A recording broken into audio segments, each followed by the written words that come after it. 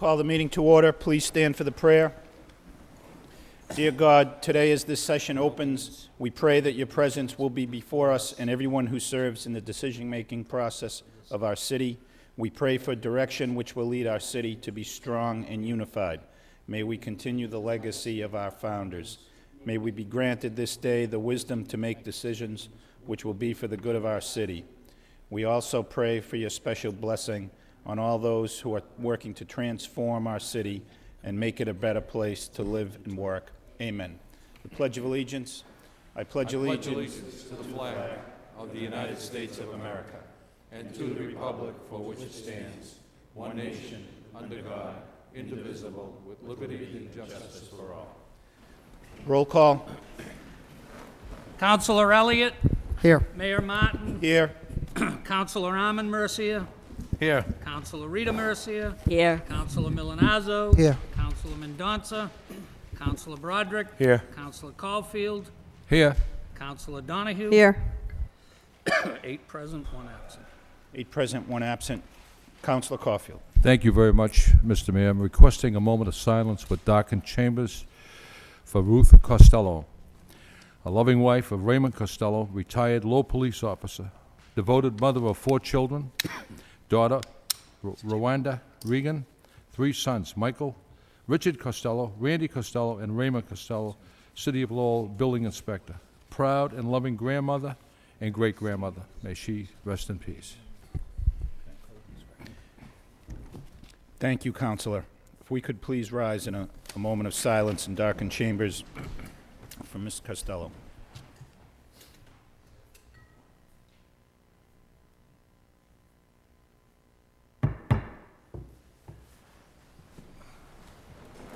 May she rest in peace.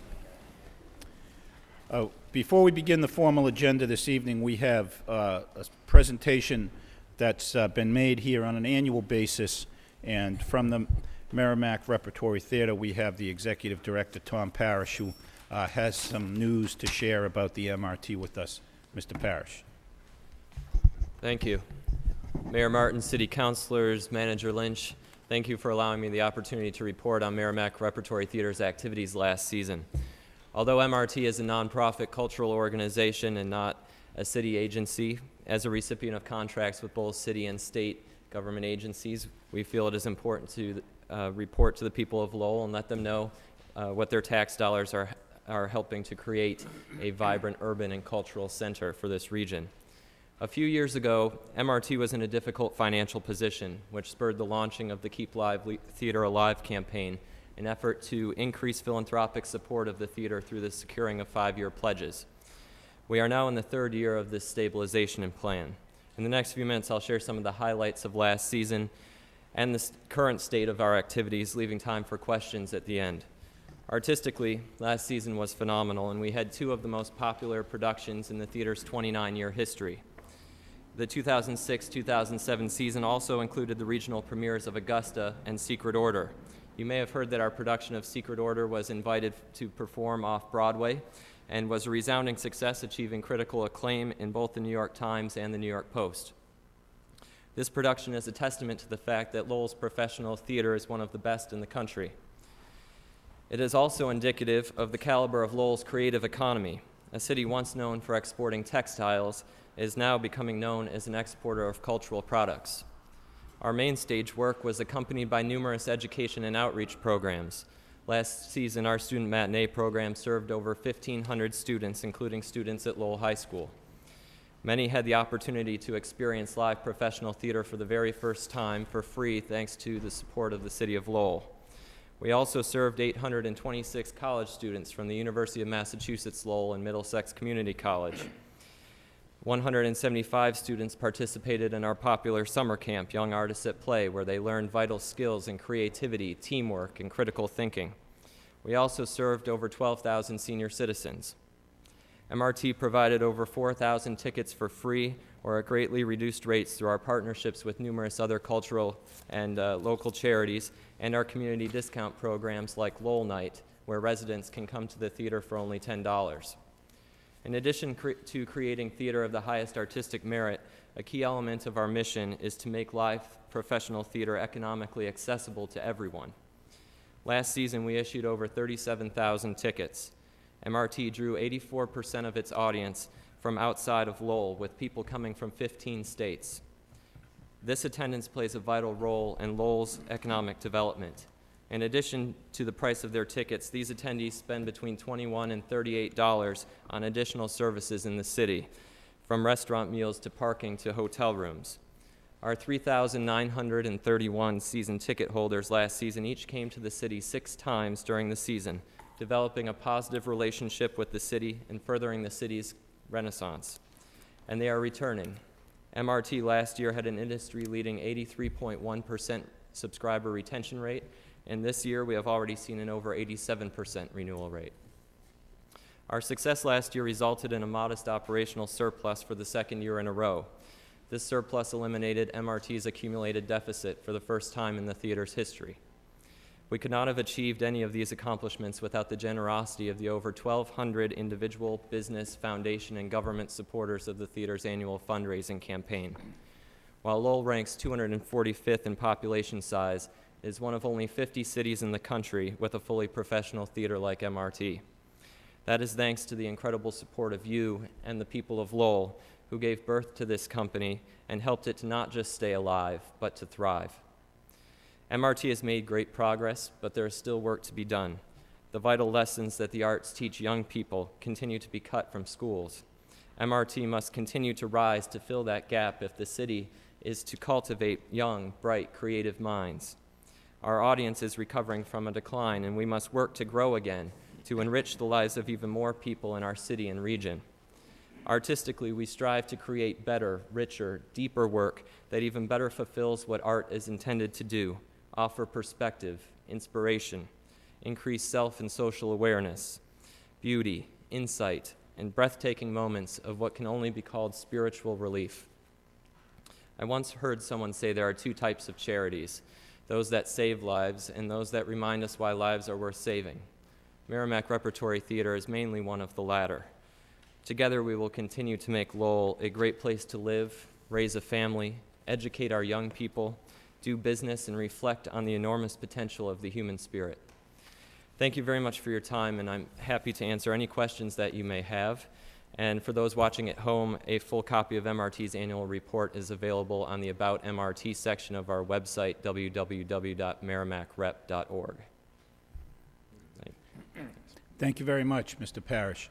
Any questions or comments from members of the council? Thank you and congratulations, and we...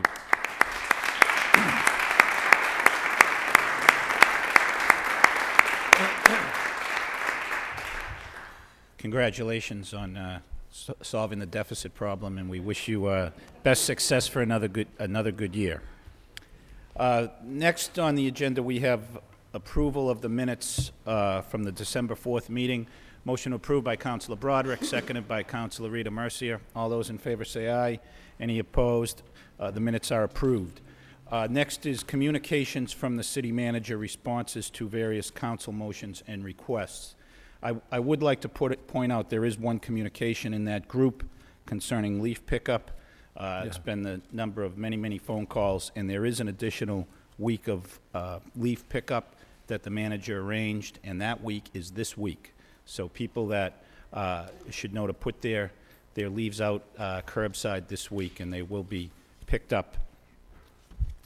Councilor Donahue. Thank you. I did get the memo and the press release, Mr. Manager, and according to the memo, you were supposed to put them out on your trash day, which I did, and they didn't get picked up. So just for people out there, I know, my house has bags of leaves, and I saw others out. So if we can make sure that they pick up, whether it's today or at least this week, before more bad weather. Mr. Manager. Councilor, I will make a phone call tomorrow morning first thing to Allied to make sure that they are picking up as they're supposed to, and anyone that hasn't been picked up should contact my office or the recycling office, and we'll make sure that they are picked up this week. Thank you. Thank you. Councilor Rita Mercier. Thank you, Mr. Mayor. There is something in our packet regarding a proposed dog park. If we could refer that to the Parks and Recreation Subcommittee to peruse it a little bit better and discuss this with the people that are concerned, I would like that. Thank you. Okay. Motion to refer the communication on the proposed dog park to the Parks and Recreation Subcommittee by Councilor Rita Mercier, second by Councilor Milonazo. All those in favor say aye. Any opposed, the matter is referred to that subcommittee for further consideration. Other items under communications from the city manager.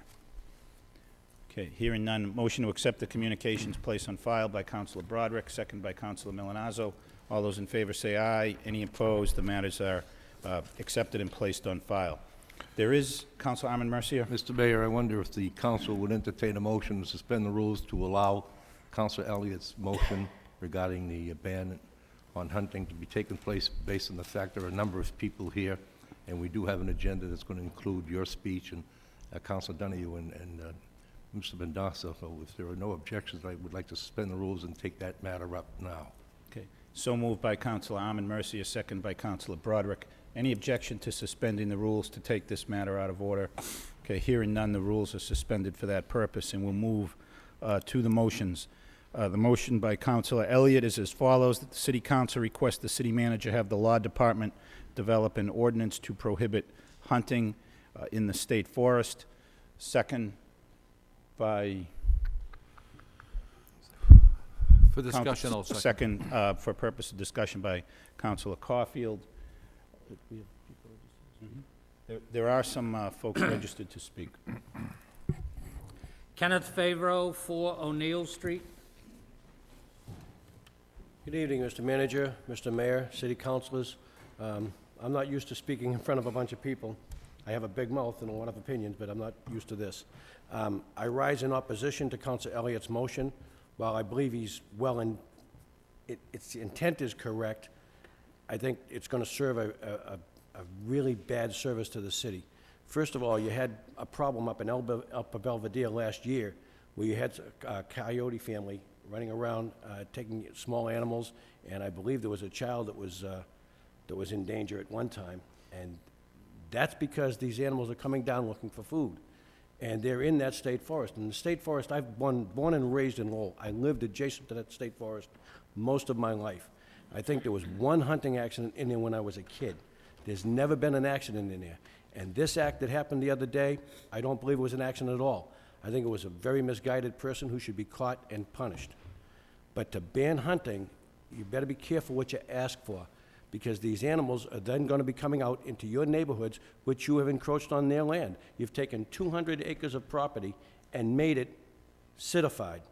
And these animals don't know that. They're out there, and they're going to be eating your gardens. And when they run out of the gardens, they're going to be looking for your small animals. And I just think it's a danger. And I'm not sure you even have the right to do this, because I believe it's state land, and it might be governed by the state. I just wish you'd think long and hard about what you're asking for, because you just might get it. I would ask you to at least refer this to your own law department, or bring it up for public discussions. Thank you for your time. Thank you, Mr. Favreau. Ronald Learned, 74 White Street. Thank you very much, Mr. Mayor, Committee. I'm speaking on behalf of the pet owners and the hunter. What happened in that state forest was heart-wrenching, and it was actually not a hunter, but it was a coward that did it, and he should turn himself in if he's listening or viewing. My opinion on the state forest, not to see hunting ended. I've been doing it since I've been 16. I'm trained, safety certified. What I like to see happen is basically there is a lot of activity in there. It's a small state forest. There's hikers, dog walkers, oftentimes snowmobilers, ATVers that don't belong in there anyway, but they're there. I'd like to see a consideration not to end hunting, but maybe amend it to just bow hunting. And that may not sit well with the other sportsmen here, but it's something, if anyone's familiar with Bear Brook State Park in New Hampshire, which has multiple trails, hiking trails, biking trails, cross-country ski trails, is allowed bow hunting only. That's my opinion on it. I'd not like to see hunting ended, because just to be punished by one coward. And I ask you, if you do consider banning the hunting, that maybe just to keep bow hunting as an option. And that's all I would like to say tonight. Thank you. Thank you. Paul Johnson, 789 Merrimack Street. Correction, at 793 Merrimack Street. Actually, I'm in agreement with the gentleman over here. I've been a hunter and am a hunter myself, and I do use the forest quite regularly. I also, for many years, was a member of the Greater Lowell Indian Cultural Association, which their land is not supposed to be hunted on. It is posted, and that's on the Tingsboro side. I have not had any personal incident with any of the hunters that use a firearm. However, and I think as was said, this person that shot the dog was just a coward. He was mad because the dog must have scared his game, and he should be caught. But my fear is that accidents do happen. Just because one never has happened doesn't mean one can't happen. And having those houses so close to the forest, it just scares me that some gunshot would end up in somebody's backyard. I, too, used to live on the Lowell-Tewksbury line, and I used to have a farm right behind my house where people hunted, and that did happen on occasion.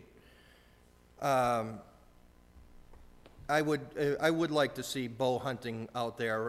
An arrow doesn't travel as far as most gunshots do, and you have, if you're reliable, you should be able to, just know when to take the shot, and that goes for people with guns.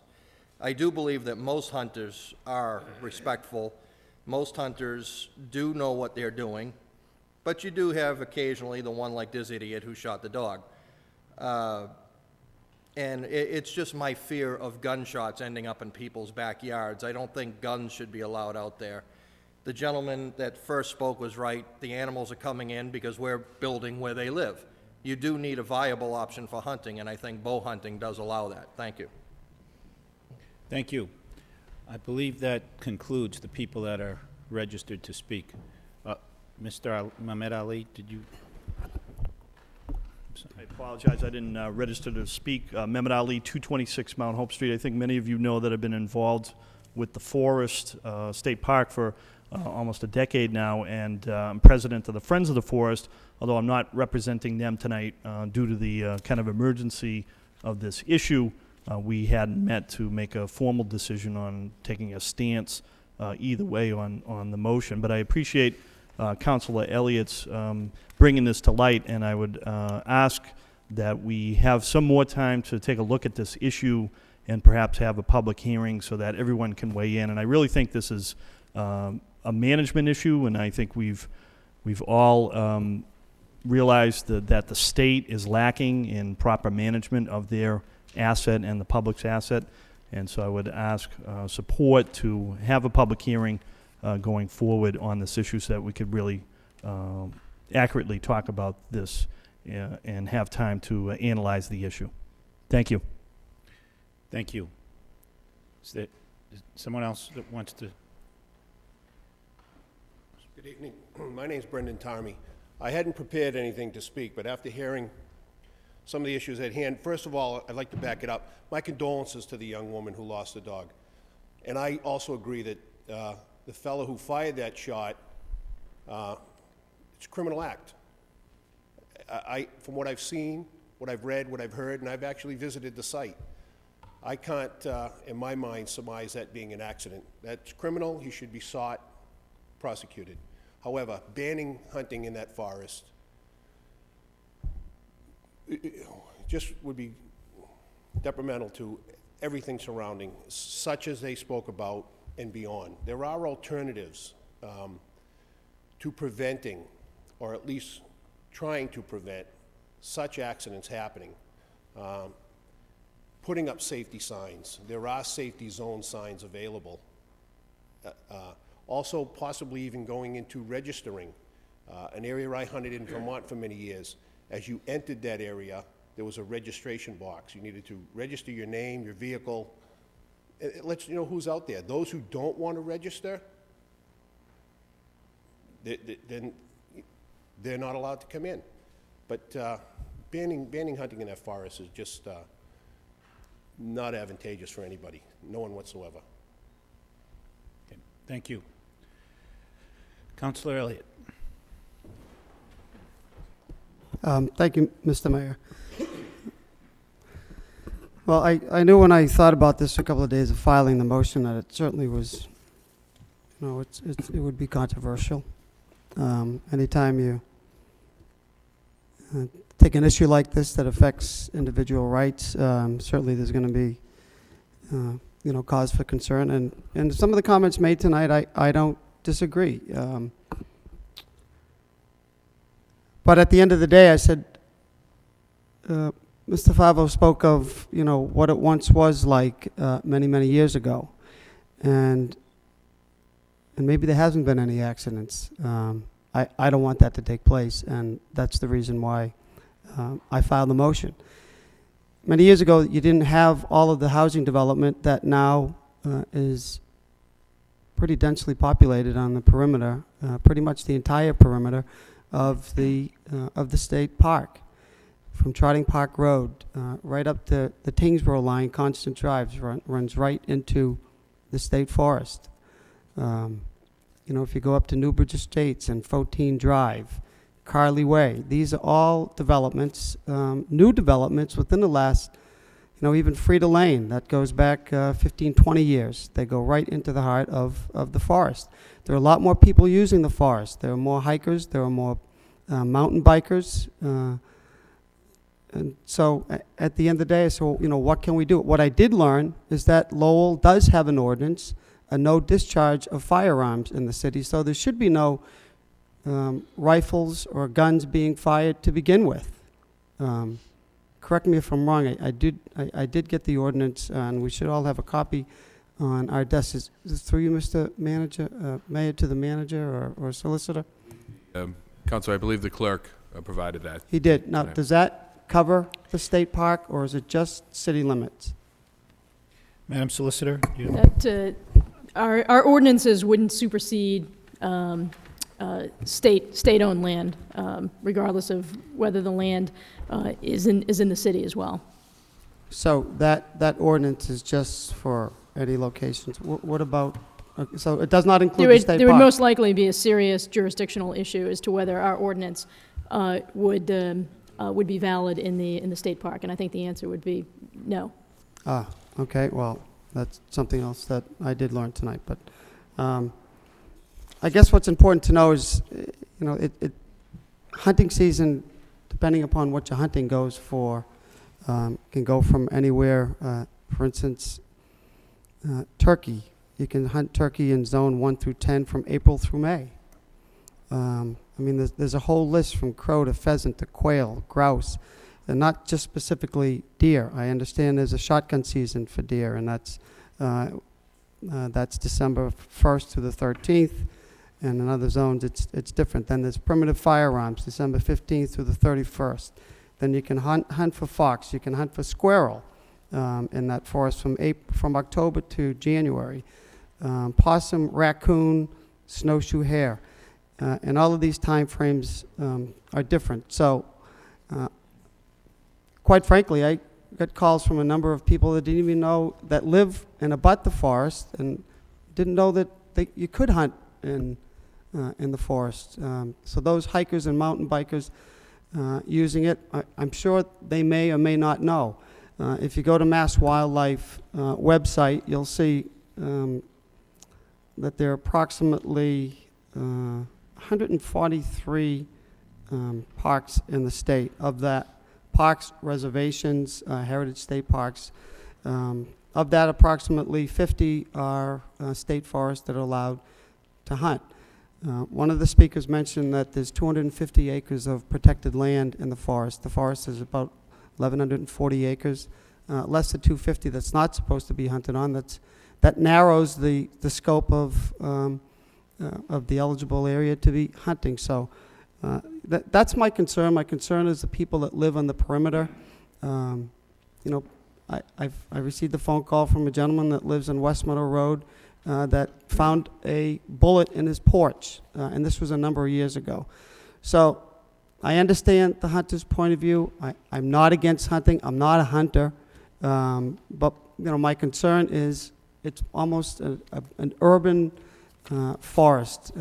It's close to, and it has many, many families and many, many children, and it's unfortunate it was a dog. I guess it was fortunate that it wasn't a person or a child.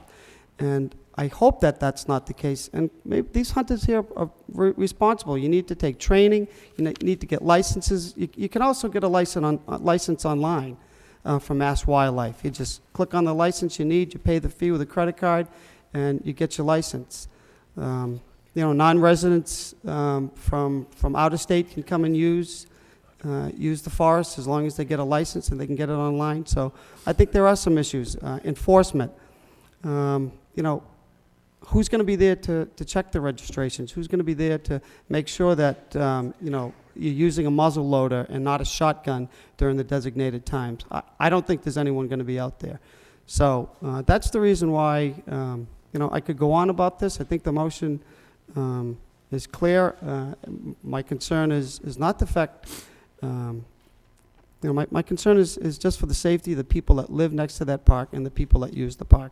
Maybe many, many years ago, when there weren't as many homes, 500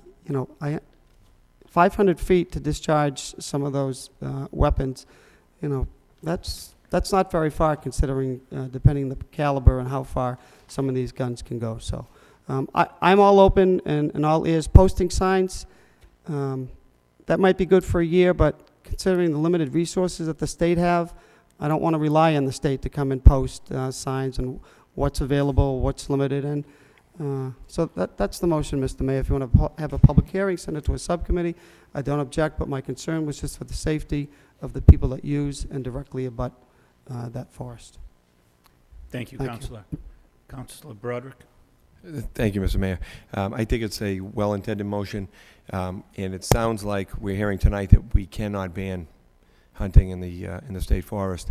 I think that we've heard from some people tonight that may have some ideas, and it may make sense, and with the maker of the motion's permission, to either amend it or substitute a motion to send it to, and I would do it in the form of a substitute, or if you want to amend it, Councilor Elliott, to send it to a joint public safety and parks subcommittee to get some more feedback. See if there's any other precautions that we can come up with. Signage, signing in. There's some ideas. Maybe Friends of the Forest will have some additional input, as well as our chief and the Commissioner Bellegarde. I think that it's obviously a concern. Things have changed there. There has been a lot more development, and maybe it's time to revisit it. We can't ban it, but maybe we can do something to make it a little bit more safe. So. Second. So it's a motion in substitution to refer the subject matter to a joint meeting of the Public Safety and Parks and Recreation Subcommittee by Councilor Broderick, seconded by Councilor Caulfield. Do we hear from the manager? Mr. Manager? Certainly. I did have an opportunity to speak with someone from the state today who had heard about the motion that was here and wanted to call and provide some background, some information. And the position of the state, and I think the solicitor's already spoken to this, is that this state property is exempt from any local ordinances or local bylaws regarding hunting. She did indicate a willingness. I asked her if she'd be willing to come and speak to a subcommittee if this was in fact referred to a subcommittee, or if that was the most appropriate place for it to be discussed. She did indicate that she would be willing to do that, and also informed me that they were planning on coming out within the next couple of weeks to put new signage up for the 500-foot boundary to stop hunting from anywhere within that area. So I think the subcommittee might be the most appropriate place to provide the additional information and have that discussion, and perhaps the state has some ideas on how they could address the issues that are going on out there. I'm sure they've come across this before and would be willing to do that.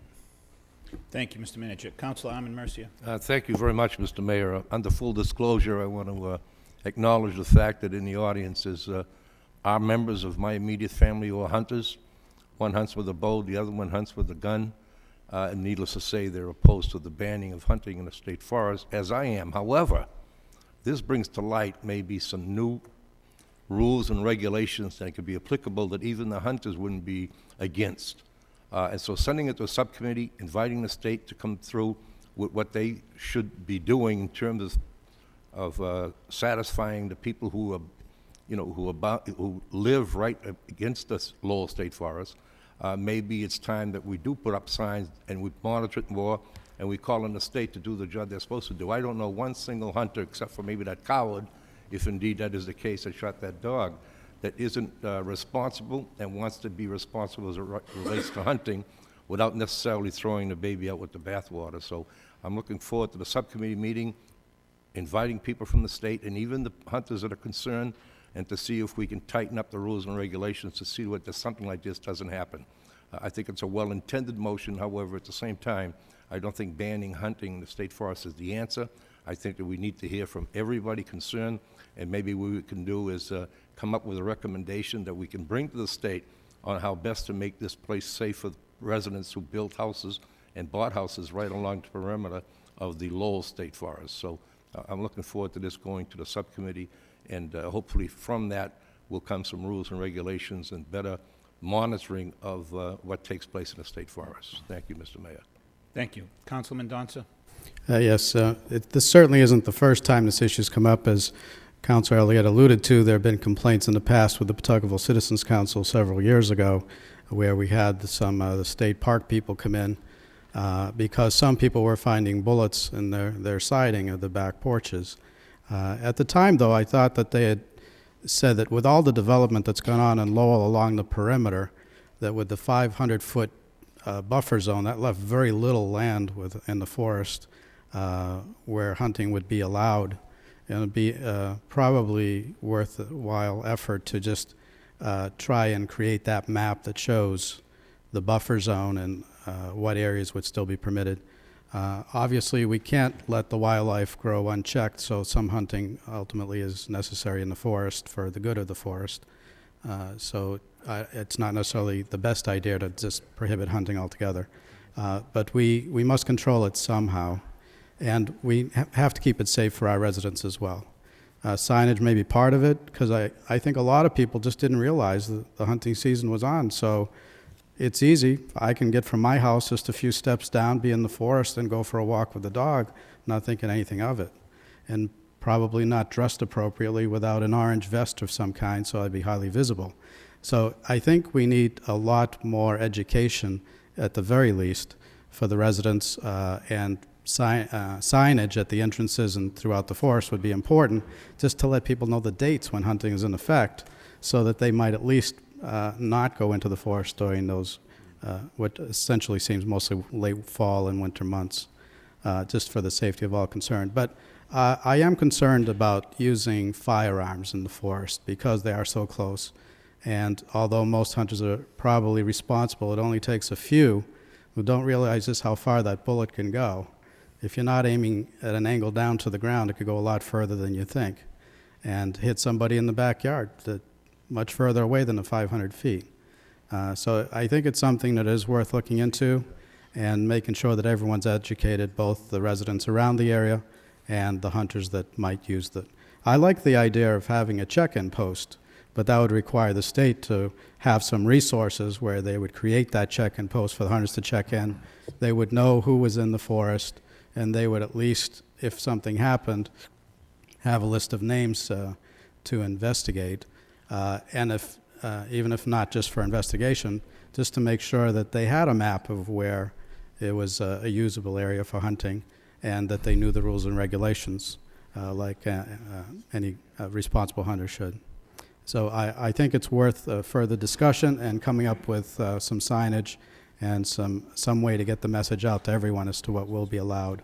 And if it can't be controlled, then we have to consider the safety of the residents and have to potentially petition the state to change the rules for that forest that maybe won't allow firearms. So hopefully there won't be any more accidents or of any kind. But we have to worry about the safety and security of our residents first. Thank you. Thank you, Councilor. Councilor Milanazzo. Thank you, Mr. Mayor. I too think it's a well-intentioned motion. I will support the substitute motion to send it to a joint committee of public safety and Parks and Recreation. A couple of questions, Mr. Manager, if I could. in my opinion, it was a criminal act. Is there an investigation going on now relative to what actually happened in the forest? I believe the police have been in touch with the woman who owned the dog, and they're doing an investigation. Of course, they're limited on what information is out there and available, but I could certainly speak again with the chief tomorrow and go over some of the details on that. Okay, thank you. Again, people that know me know that I'm an avid dog lover, and it's really a tragedy as to what happened out in the forest. But I also have friends, some of the people here that are hunters, so I mean, it's really a difficult situation when you're trying to weigh both sides of the issue. I also, under full disclosure, have a sister who's not afraid to give her opinion, that lives at the end of Constance Drive. She's the last house on Constance Drive. And I've not heard from her on this issue, not to say that we won't when it goes to a public meeting. Again, I just think it's a good idea to bring people together and talk about the issue and come up with plans and a strategy so that hunting can continue, but with rules and regulations that people will abide by. Thank you. Thank you, Councilor. Councilor Rita Mercier. Thank you, Mr. Mayor. Everything that had to be said was said, and I'm in agreement with hearing what people say. I like the substitute motion. But according to Section 12-3 about the firearm restriction, and we're talking about paragraph E where it says a permit or license shall issue only on the payment of a fee of $10 payable to the city clerk. So my question is, Mr. City Clerk, have people come in to issue permits from you? So how come we have all this shooting going on in the state park over there and nobody's paying any fee or license here?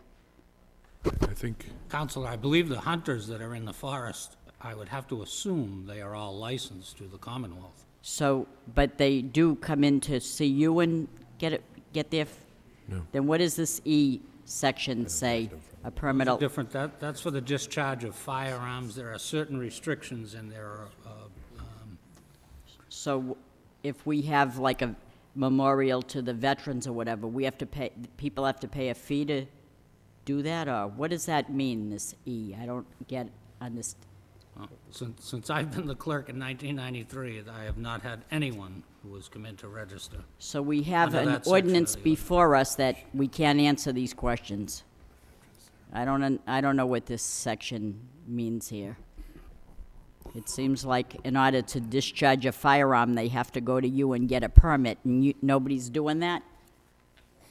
Not since I've been the city clerk. So why we have such a thing? Councilman Donza, you know something about this? Maybe if the solicitor has had a quick chance to review. In my quick reading, I took that license to be for a firing range, not for hunting, for that particular license fee. But if the solicitor would maybe... Yeah, I have to confess, I'm not terribly up on this particular provision, but it appears as though it is being applied to these firing ranges or some sort of a special event. But I can take a look at it more closely and see if there's another And Mr. another Mayor, response. could we also have the solicitor give us a report as to what our role as city councilors could be with the state land? Because I don't know how to separate that. I don't know that we as a council have a right to change rules we don't have a right to do that. No, but So I mean, we as a council couldn't prohibit any shooting, hunting or anything. right, there'd be a serious jurisdictional question. Right. And again, the answer would appear to be that we would be strictly prohibited from enforcing any local rule or regulation that would supersede state law, and that's certainly always a general rule. So if we have any state law pertinent to this, I'd like to see it. Sure, and certainly the council could, I think as has been mentioned this evening, make inquiry of the state, ask for rules and regulations, and also ask what are the criteria that the state uses when That's what I'd like to see, when sure. allowing, and I'm sure they have all that stuff. So we'll be in the process of contacting the state, as the manager had already started, and get those answers for you. Right. Thank you. Thank you. Council Caulfield? Thank you, Mr. Mayor. The motion has certainly produced a positive discussion. We've created some dialogue. And with every motion, there's a lot of good that comes out of it. And the substitute motion by Councilor Broderick to send it to the Safety Subcommittee and the Parks and Recreation Subcommittee is an excellent motion. Something that we can investigate and come up with better ways and means, whether it be signage or making it safer, not only for the hunter, but for the residents who live in the perimeter of the forest. We all agree what happened to that woman's dog was unconscionable, sad, and it's a loss to that family. And no one should have to go through that pain. So it's a good motion on both sides, and let's hope we can move forward and find a solution to this issue. Thank you. Any further discussion on the motion? Councilor Elliott. Thank you. I don't object to the substitute motion. In fact, it makes a lot of sense, but this is essentially what I had hoped to achieve by filing the motion as a dialogue. Because in my opinion, sitting back and doing nothing and just, reading what took place in the newspaper and feeling bad about it is, not living up to the responsibility of this council. So sending it to a public hearing and having a discussion on what we can or we can't do. Can we petition the state to allow just bow hunting or whatever other alternatives that may be suggested is the right thing to do. I also wanted just to add one other item. There are two schools in very close proximity of that state forest, the Wang School and the Pawtucket Memorial School, and there are hundreds of kids there. Now, you can imagine scenarios of people that can come in and hunt that don't know the area, and a stray bullet wanders into that area. And Lowell is not the only one that has been trying to address this. This was taken up in Framingham and Stoneham and other parts of the state that a little bit more suburban as we are in that particular state section of the state. So there's nothing wrong with the discussion of this. It was it was an issue of protecting the people and making sure that we raise awareness on what's taking place out there, and we have to revisit this like we revisit many other things in the council. So appreciate the comments, and I'll look forward to that joint subcommittee meeting. Thank you. Okay, so all those in favor of the substitute motion referring this matter to a subcommittee for further discussion, say aye. Any opposed? The matter is so referred to a joint hearing of the Public Safety and Parks and Recreation subcommittees. The manager has also requested a suspension of the rules to consider approval of a contract with the Superior Officers Union. We have a motion to suspend the rules to consider that contract by Councilor Milanazzo, second by Councilor Broderick. All those in favor of suspending the rules say aye. Any opposed? Hearing none, the rules will be suspended to consider this vote. A vote authorizing the City Council to ratify and approve the execution by the City Manager of the Memorandum of Understanding between the City of Lowell and the New England Police Benevolent Association Local 10, covering the period July 1st, 2007 through June 30, 2010. Motion to waive the first full reading by Councilor Broderick, second by Councilor Caulfield. All those in favor of waiving the first full reading say aye. Any opposed? Hearing none, the first full reading is waived. Second reading by title.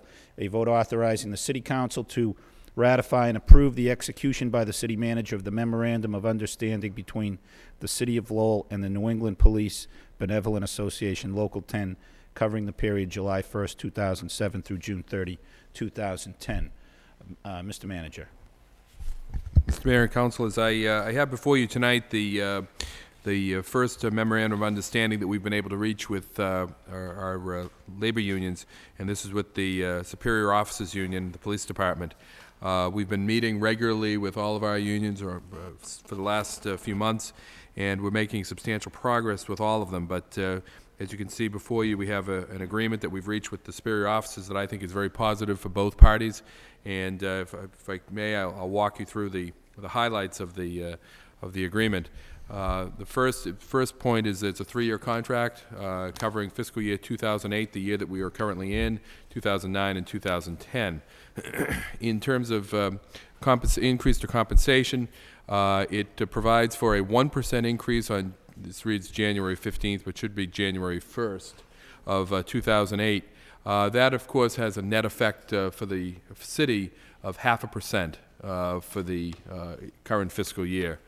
Then there's another 2% provided on June 30th that would go into effect for fiscal year 2009, and then another 2% again on January 1st of 2009. The net effect of that, of course, would be a 3% during that fiscal year, the upcoming fiscal year. On July 1st of 2009, which would be fiscal year 2010, we provide for a 3% increase. So the total amount of base buildup within this is 8%, just a little over 2.5% per year for those 3 years, which is in line with what we believe the city can afford.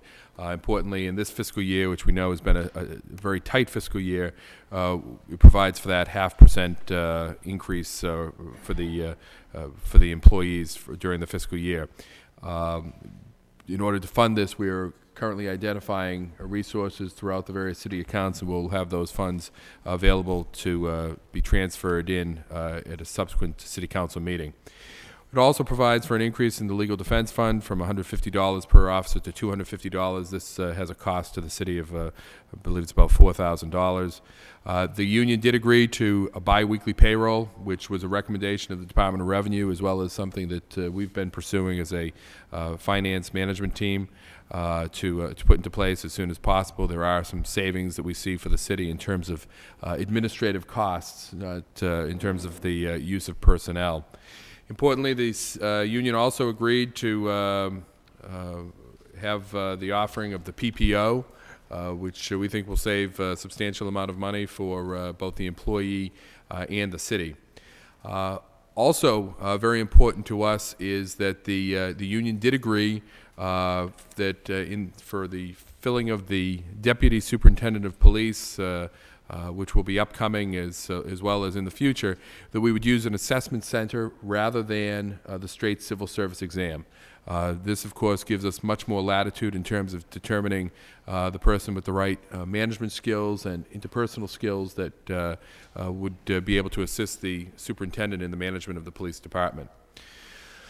We also included an incentive program. This benefits clearly the employee in terms of some additional financial compensation, but from our perspective, it also has tremendous benefits to the city, a physical fitness incentive that's geared towards various age groups, but has certain standards that they would be expected to reach in order to and I can tell you these are very stringent standards. We've identified these in working with some other communities and with our medical staff that assist the city, that these would benefit the city in terms of having a more physically fit workforce out on the street in superior offices. And also we think that certainly the data shows that a physically fit workforce has fewer injuries in the line of duty, which would benefit us in terms of the 111F payments. As you know, that's been an issue that we've had and we've been trying to manage and having quite a bit of success on over the last year. So we think this is positive for both parties. And that completes the entire agreement that we've reached. Again, I think it's beneficial to the city. I think it's also clearly indicates to the union membership that we will put the resources out there that we feel are affordable, that can assist them in terms of the increasing cost of living, but at the same time, something that, again, is affordable for the city. I would the only other point I would add is that we are close with a number of the other bargaining units that we have in the city, and I expect to be able to come forward with those within the next a couple of months, and hopefully we'll have these all wrapped up in that period of time. And we also, of course, hope to be able to address some of the issues with the ordinance employees moving forward as well, so that there's some level of equity there as too. Thank you. Any questions or comments? Councilor Elliott. Thank you, Mr. Mayor. Mr. Manager, on Section 4, medical benefits, the union agrees to offer its membership the option of Blue Care Elect Preferred, more commonly known as PPO. Do you have an anticipating savings that will bring the city? We anticipate that will save the city approximately, for this bargaining group, somewhere between $10,000 and $12,000 per year. For this bargaining? Right. Okay. Which is roughly equivalent to the total increase, it's about two-thirds of total increase in compensation that would be affected this year. It's about, the total cost of the 1% would be about $19,000. So how many how many benefit plans, health plans, excuse me, will this union be entitled to? Right now, they're entitled to the HMO, the PPO, and other HMOs. Right now, they have the right. They'd be offered three. They'd be the Master Medical, the HMO, or the PPO. Okay. And this physical fitness incentive, who will do? Is it it's an annual evaluation that has to be done? It's an annual evaluation that has to be done in May. It's required that they have a physical, and they bring in a physical documentation from their own physician that they've gone through a full physical, and they are able to do the test. That in and of itself, we think, is very important in identifying any physical fitness issues that any of these officers may have. Not everyone goes for their annual physicals, so this is an added incentive for them to go and have that done. They would pay for that themselves, or the insurance would pay for that. It would be administered in-house by an individual with the appropriate background, and again, it would be done on an annual basis. Okay, thank you. Thank you. Councilor Broderick? Thank you. I just have a couple questions. Mr. Manager, are you looking for a vote on this evening? I am looking for a vote, Can we Councilor. vote on a contract now before the end of the year? On a collective bargaining agreement, yes. Okay. And a couple of questions. I like what you've done in the agreement here, and I want to commend the superior officers for meeting you halfway, at least. It's a hopefully a nice trend that we see, that the offering the medical benefits. It's going to be a great savings and help us maybe put some money back in their pockets. This physical fitness incentive is a great idea. In looking at, the page is not numbered, but on the first page, under number 6, it refers to standards 1 and 2. On the second page, and then on the next page, it refers to levels 1 and 2. I assume that's the same? It is the same. All It's the right. same. And the level 2 or standard 2 would not really go into effect until fiscal year 2010. That's Okay. when you'd be able to get a little bit of extra money that employees would be able to achieve if they were able to reach those levels. But these are, as I said earlier, they are stringent levels for people to be able to reach. Okay, so they're going to have to get a physical, and then who's going to administer this test? This would be administered in-house. This would be, we have staff in place that would be able to do this. Okay, thank you. Thank you. Councilor Caulfield? Thank you very much, Mr. Mayor. I also want to compliment you, Mr. Manager, for negotiating this contract with the superior officers. Apparently, they're on board, they agree. And the physical fitness incentives, this is something new. It's new here in the city. I have used this in another community, and it's been used in a number of communities. I think around. this is wonderful, and it does give all police officers that incentive, and hopefully that this can work through the entire city doing something like this. And I agree, especially in public safety, if that individual is in physical shape, and the injuries will certainly, and a small percentage, probably help an awful lot. But this is very good. I'll support this. Thank you. Councilor Donahue? Thank you, Mr. Mayor. Through you to the manager, I did speak to you, Mr. Manager, about this today, and my main concern, I think it is a good indication. It does seem to be a good resolution of this particular bargaining unit. The question always is, how do we pay for it? And so based on what you said, you're confident that this is affordable for the city, and going forward, you wouldn't be looking to have to levy, taxes and so forth to pay for at least this unit and hopefully no others. That's correct. In fact, we couldn't do that at this point because all that paperwork has already been sent into the Right. state regarding the tax levy. So that's already in place with the information I described to the council last week regarding the tax rate. This would be used from savings we've identified in some of the other accounts of the city that we're working to consolidate right now and bring to the council. And you do expect the other units to come in this fiscal year, hopefully? I am hopeful that will Okay. be the case. I know that we've met with one other union today, and we're meeting with a couple more later this week, and I think we're fairly close with all of those units. Meeting with a couple more next week that I think that we need to get a little bit closer with, but I'm very optimistic that all of this will be done within the next couple of months. Okay, thank you. Thank you. Council Milonazo? Thank you, Mr. Mayor. Through you to the city manager. I too want to commend your hard work on putting this contract together, and also congratulate the Superior Office Union as well. But I have a question, maybe just a point of clarification. You talked about on the percentage increase that the base would go up 8% over 3 fiscal years. Would the cost only go up 6.5% if you take FY08 and it's 0.5%, and then if you take FY09 and you put the 2% figures together, you come up with a 3%, and then FY10 is actually 3%. So would the cost actually be 6.5%, but their base actually raises 8%? It would actually be, I would say that it would really go up more the 8% over that 3-year period. The effect this year is only, the real cost to us this year is 0.5%, but then next year you'd pick up that full 1 Okay. plus the 3, but then the following year you'd pick up that 1 plus the 4, Okay, and then the 7. okay, great. Okay, thank you. Thank you. Councilman Donza? Through the chair to the manager, do you have an estimated cost, how much it would take to fund the physical fitness incentive?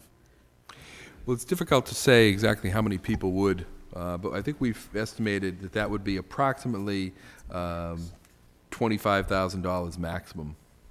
In the first year, or when it's completely Yes. in the In first the year? first year. But not after 2010, that would be, because that's when the level 2 kicks in.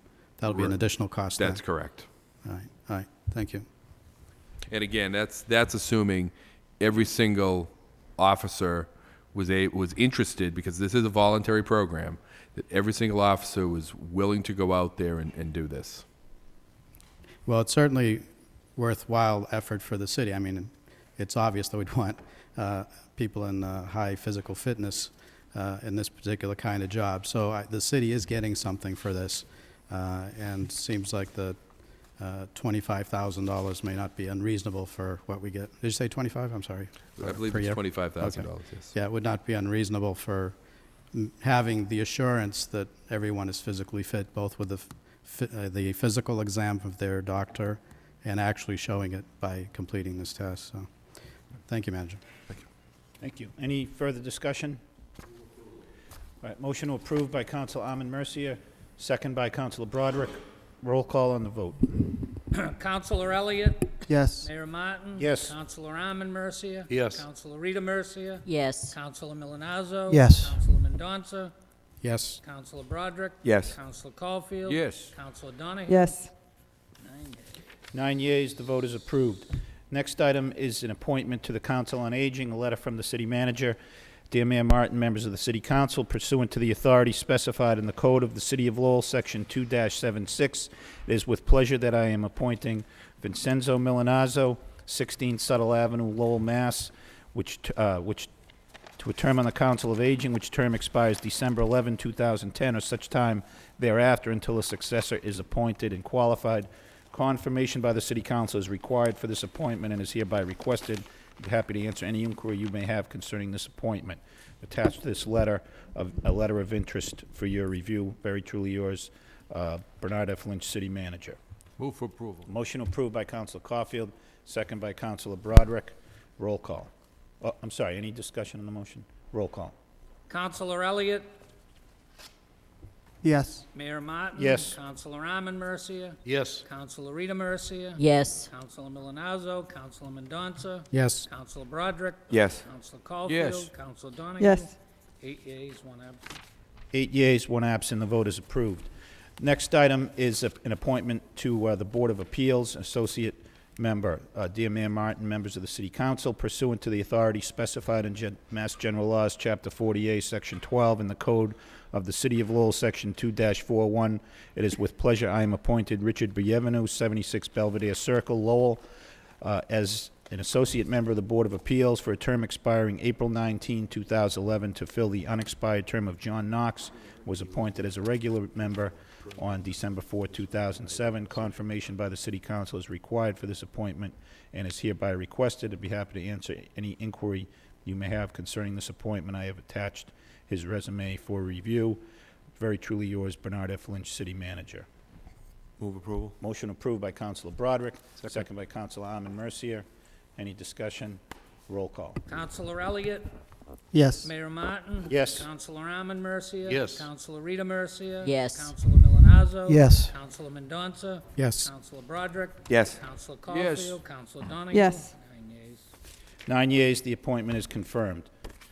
Councilor Milonazo? Mr. Bienvenu, according to his resume, is a fully licensed NRA instructor, by the way. Just for, That's it.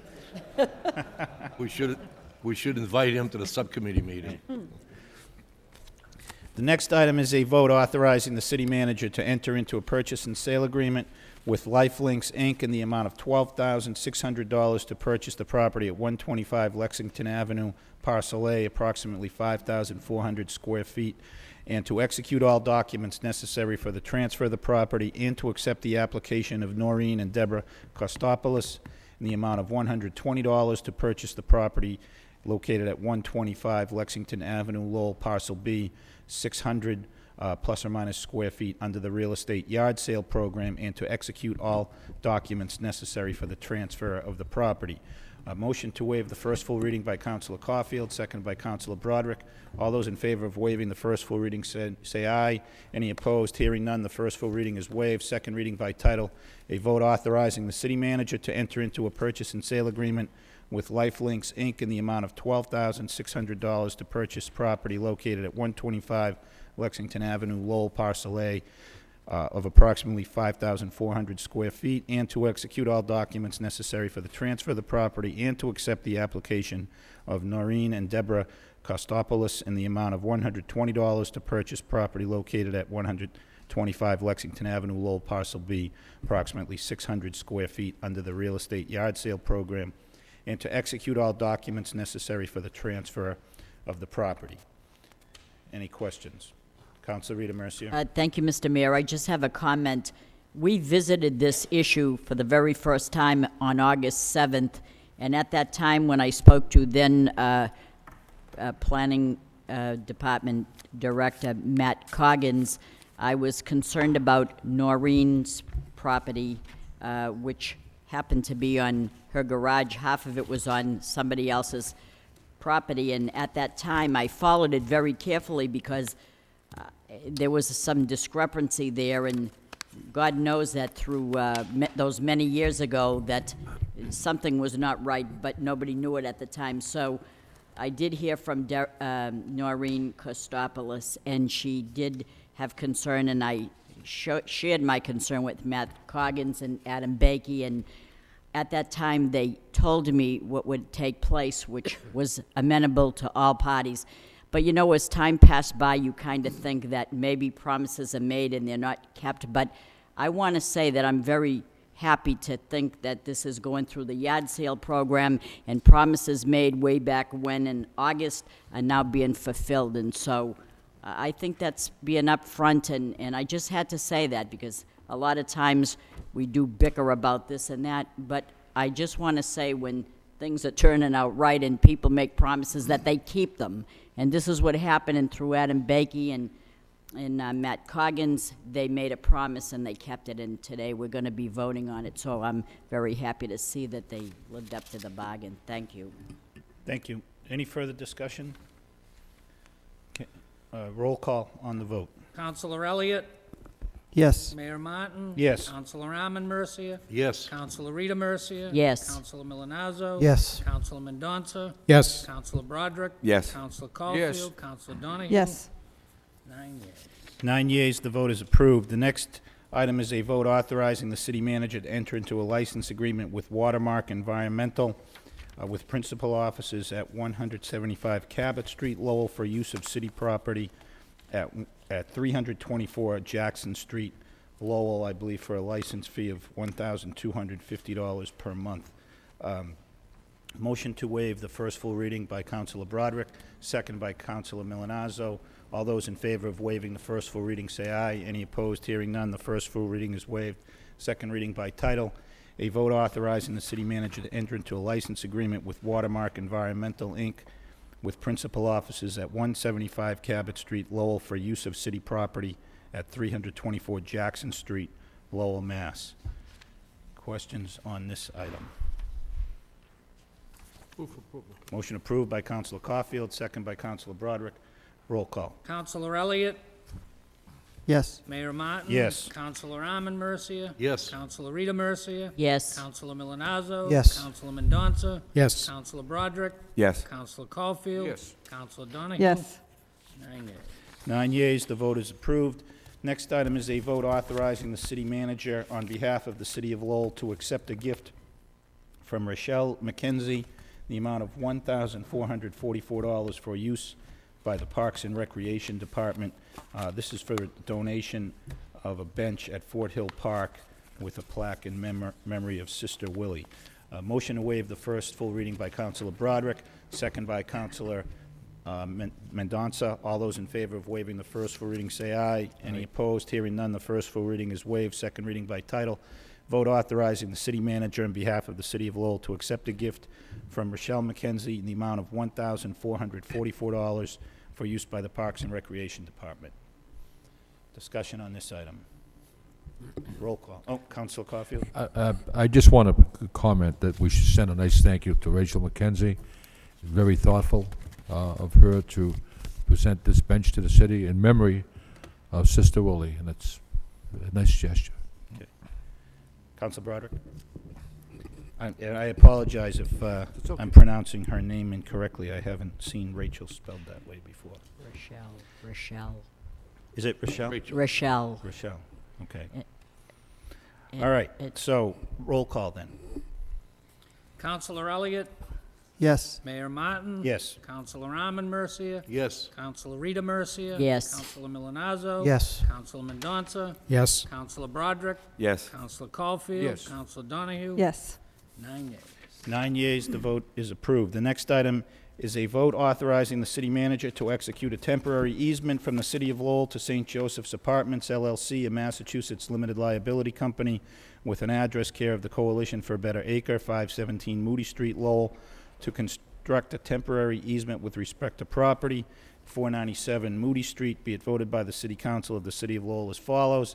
The city manager be and hereby is authorized to execute a temporary easement from the City of Lowell to St. Joseph's Apartments, LLC, Massachusetts limited liability company with an address care of the Coalition for a Better Acre, 517 Moody Street, Lowell, to construct a temporary easement with respect to property located at 497 Moody Street in Lowell. Said easement shall be in the form substantially attached hereto, and be it further voted that the cost of any recording of the easement-related plan shall be at the grantee's expense.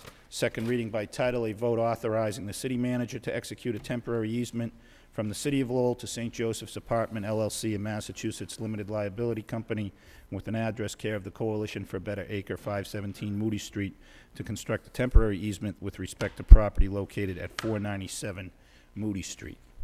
Any discussion on this item? Roll call. Councilor Elliott? Yes. Mayor Martin? Yes. Councilor Arman Mercia? Yes. Councilor Rita Mercia? Yes. Councilor Milonazo? Yes. Councilor Mendonça? Yes. Councilor Broderick? Yes. Councilor Caulfield? Councilor Donahue? Yes. 9 yeas. 9 yeas, the vote is approved. Next item is a communication concerning resignation from the Conservation Commission from James Armstrong, 85 Florence Road. Dear Mr. Armstrong, this letter acknowledges receipt of your letter dated February 25, 2007, in which you resign as a member of the Conservation Commission. Your resignation is hereby accepted. I am filing your resignation and this acceptance thereof this date with the city clerk is required by law, and also forwarding copies as a communication to the city council. The city of Lowell appreciates your years of service and on its behalf I extend thanks.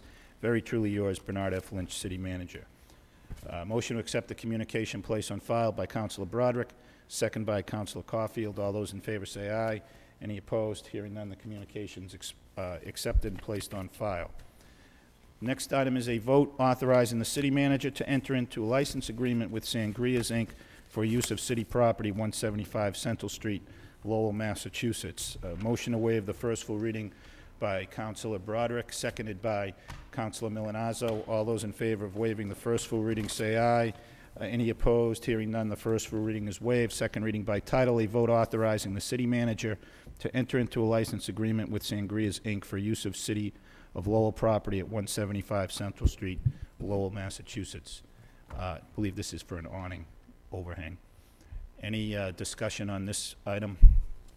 Move approval. Motion approved by Councilor Rita Mercier, second by Councilor Broderick. Roll call. Councilor Elliott? Yes. Mayor Martin? Yes. Councilor Arman Mercia? Yes. Councilor Rita Mercia? Yes. Councilor Milanazzo? Yes. Councilor Mendonça? Yes. Councilor Broderick? Yes. Councilor Yes. Caulfield? Councilor Donahue? Yes. 9 yeas. 9 yeas, the vote is approved. The next item is a vote authorizing the city manager on behalf of the city of Lowell to accept a gift from an anonymous donor in the amount of $10,000 for use by the Council on Aging of the city of Lowell. Motion to waive the first full reading by Councilor Caulfield, seconded by Councilor Mendonça. All those in favor of waiving the first full reading say aye. Any opposed? Hearing none, the first full reading is waived. Second reading by title, a vote authorizing the city manager on behalf of the city of Lowell to accept a gift from an anonymous donor in the amount of $10,000 for use by the Council on Aging of the city of Lowell. Councilor Rita Mercier. Thank you, Mr. Mayor. This is unbelievable to think that someone would donate $10,000 and to do it anonymously. This is really great. And I know that those people listening at home don't know what this be used for, but half of the money will go to the efforts to purchase a new bus for our seniors. And if there's anybody within listening distance, earshot, that would like to, match that, we'd truly welcome it. And the other half of that money is going to be used to purchase new digital picture software so that we could produce senior identification badges.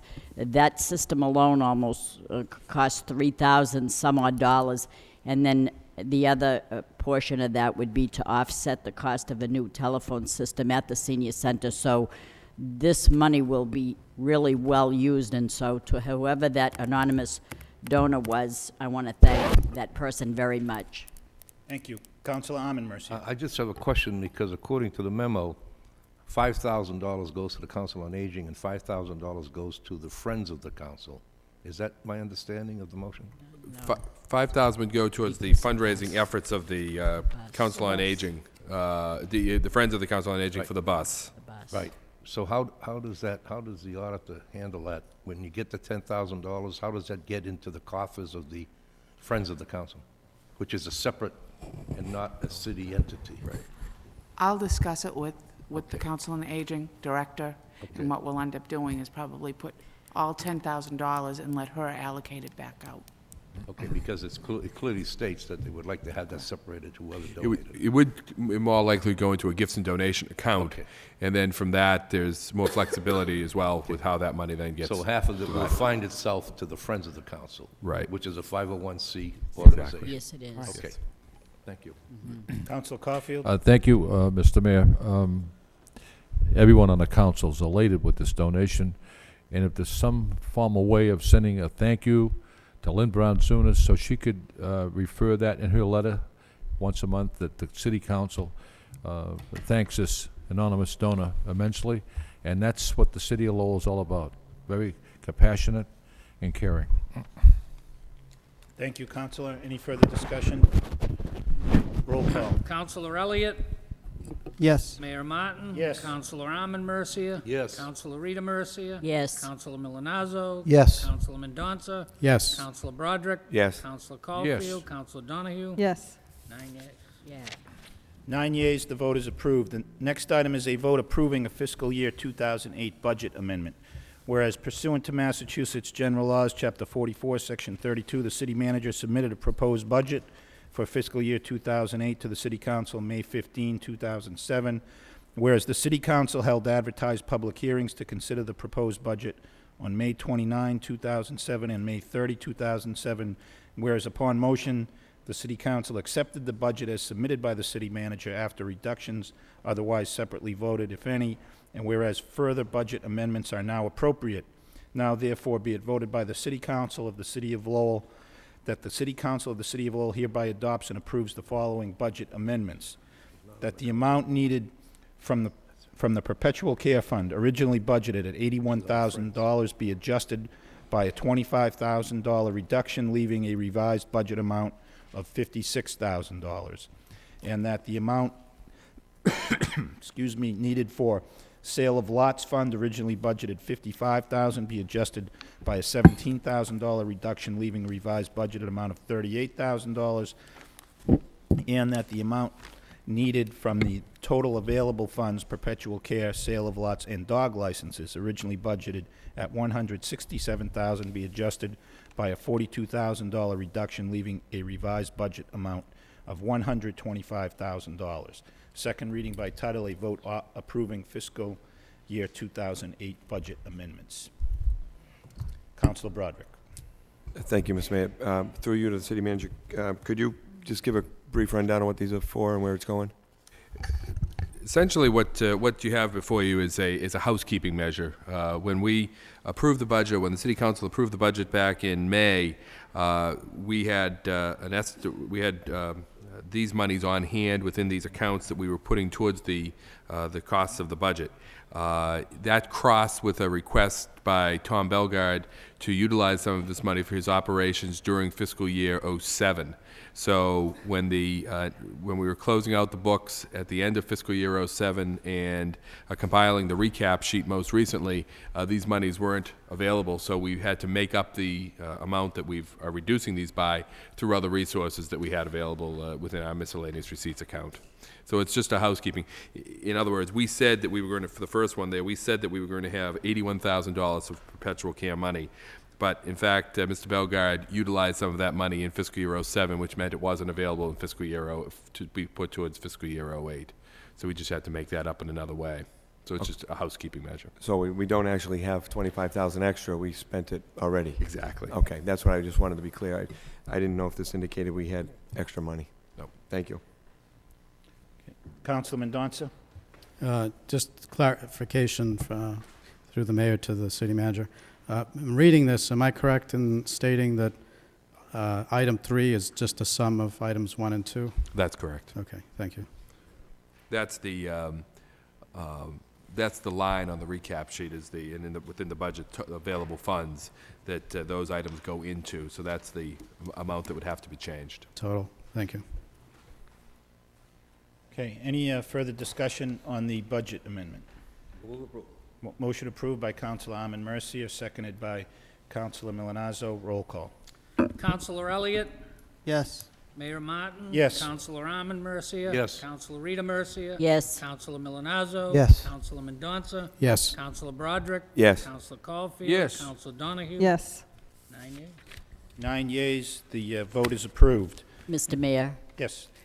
Thank you. Sorry, I was advised by the city solicitor that the previous vote regarding the Council on Aging, I'm not a member of the Council on Aging, but I am a member of the Friends of the Council on Aging, so for full public disclosure, before the Ethics Commission comes and whisks me away, I just thought that I would make note of that. So whether I should have voted or not, maybe I shouldn't have, but be that as it may, I'm very grateful for the money. Thank you very much. I've always indicated you don't ask permission, you just seek forgiveness. Right. Okay, so noted, Councilor. Subcommittee reports? Any subcommittee reports this evening? Okay. There is one petition for a handicap sign at 21 Watson Street by Jeronima Condi. Motion to refer to the traffic engineer by Councilor Broderick, seconded by Councilor Armin Mercier.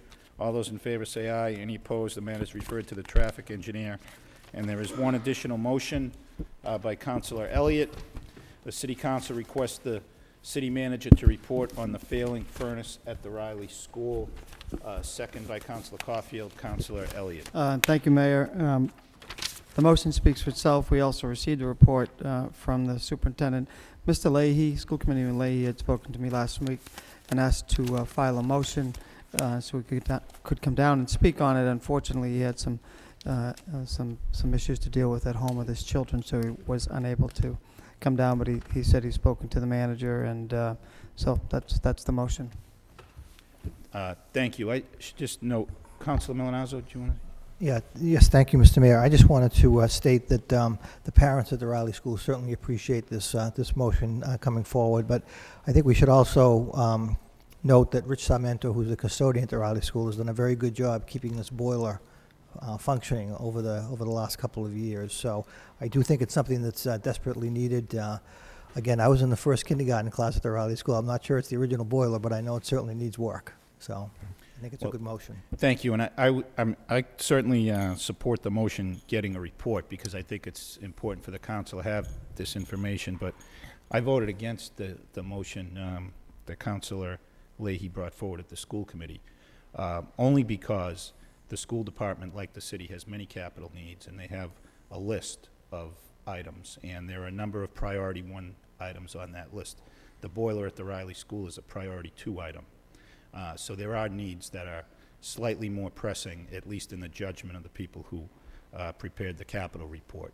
But as my understanding, it is the original boiler, Councilor. It is well past its useful life. There just happen to be additional needs. So I think it's something that's worthwhile for the council to consider, but I just want you to have the information that's been Just for the available to record, me. that's 1959. Right, correct. Right. Correct. Mr. Manager, do you have something to add?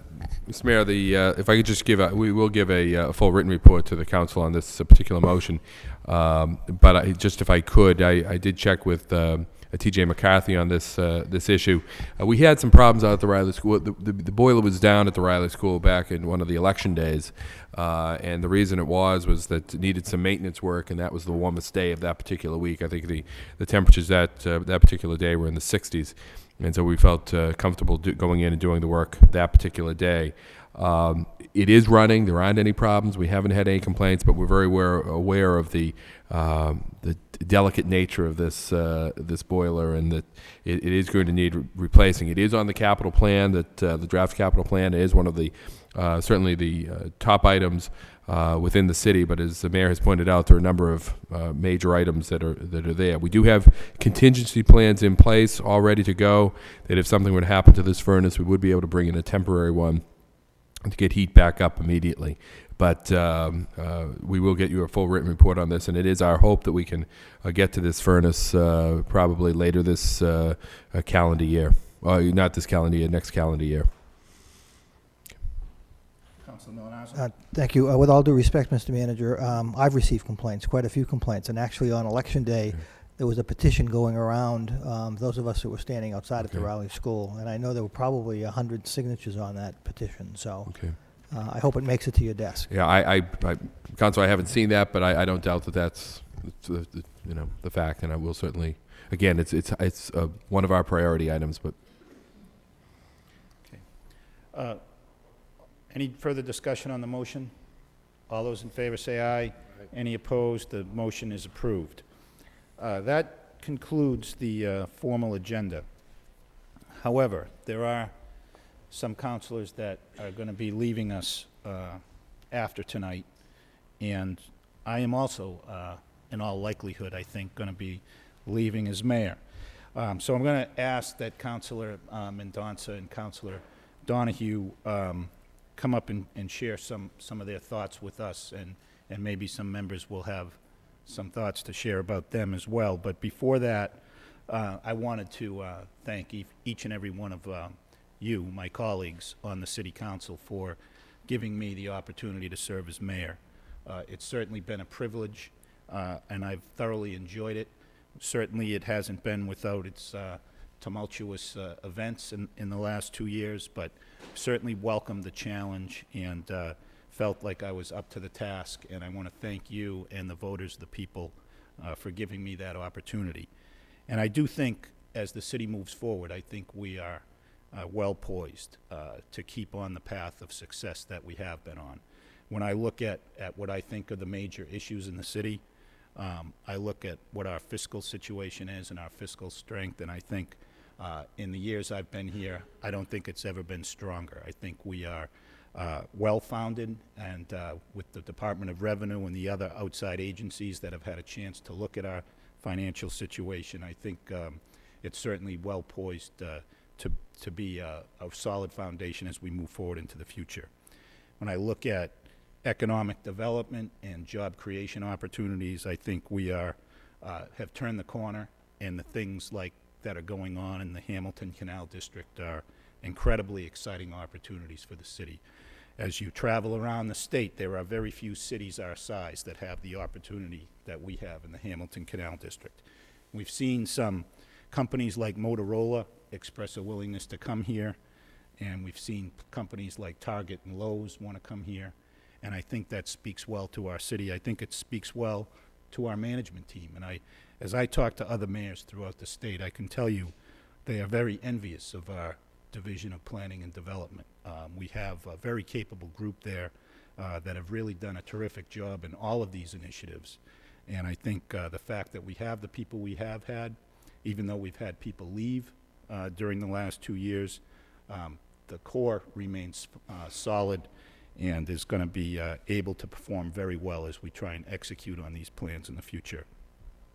When I look at the changes we've had in public safety, we've had changes in chiefs in both the fire and police department over the last year, but I think the managers certainly made the right decisions in promotion. I think Chief LaValle has proven up to the task, and I think the anti-crime initiatives that he's implemented have already borne fruit. And I think as far as the fire department goes, we have a hazardous materials team. Firefighting isn't what it used to be years ago. It's really much more always about hazardous materials and rapid response, and not just about fighting fires. And I know we have a group here that's the envy of other departments in the Merrimack Valley. The education system I think we have here in the city is very strong. Obviously, we face some challenges there in selecting a new leader, but we've turned the corner on test scores, and I think we're well poised. If we can keep on the pace we are on, we will have certainly an education system we can all be proud of. And I think our neighborhoods are strong. We've spent a lot of time in this council concentrating on zoning reform, trying to prohibit, infill development that's improper for neighborhoods. And although some of the people in our neighborhoods are struggling with foreclosure and other issues, we don't have the kind of rampant overdevelopment that can lead to, I think, flight from our neighborhoods. I think our neighborhoods are the lifeblood of this city, and I think overall they're as strong as they ever have been. So I'm proud of the work that this council has done. I'm proud to have played a role in that.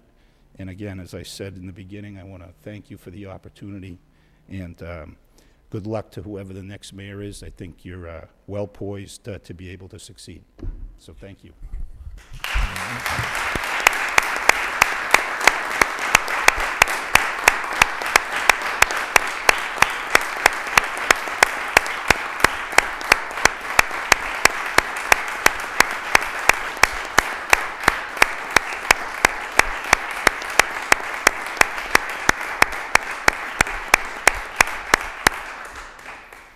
And I'd like Councilman Donson to please come up, but before you do, we have a gift for you, so maybe you could meet me in front of the manager's table there.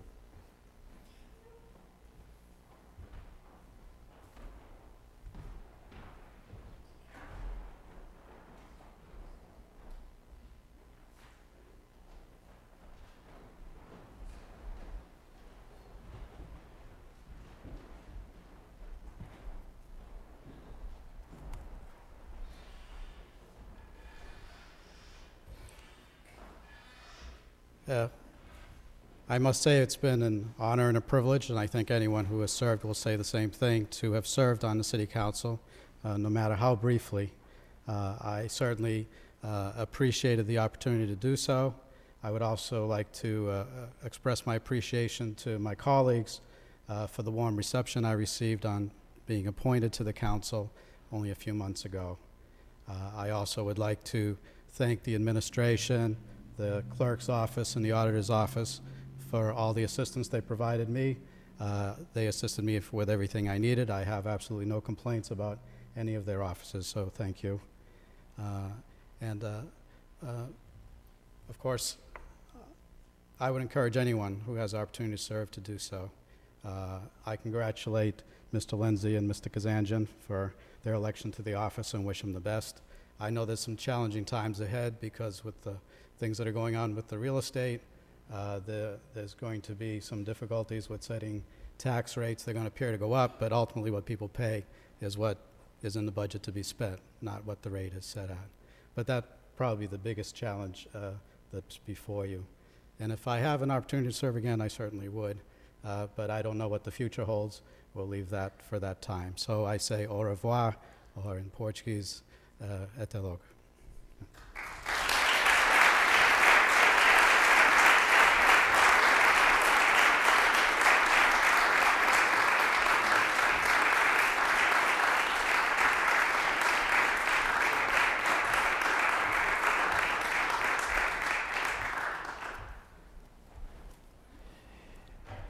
And now I'd ask Councilor Donahue, former Mayor Donahue, again to meet down front.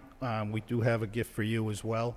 And I would just personally like to say thank you for your service here. It's been probably 12 years you never really expected when you first started, but certainly the city is a much better place for your leadership. And so on behalf of the city of Lowell, I'd like to say a very heartfelt thank you for all you've done for the city.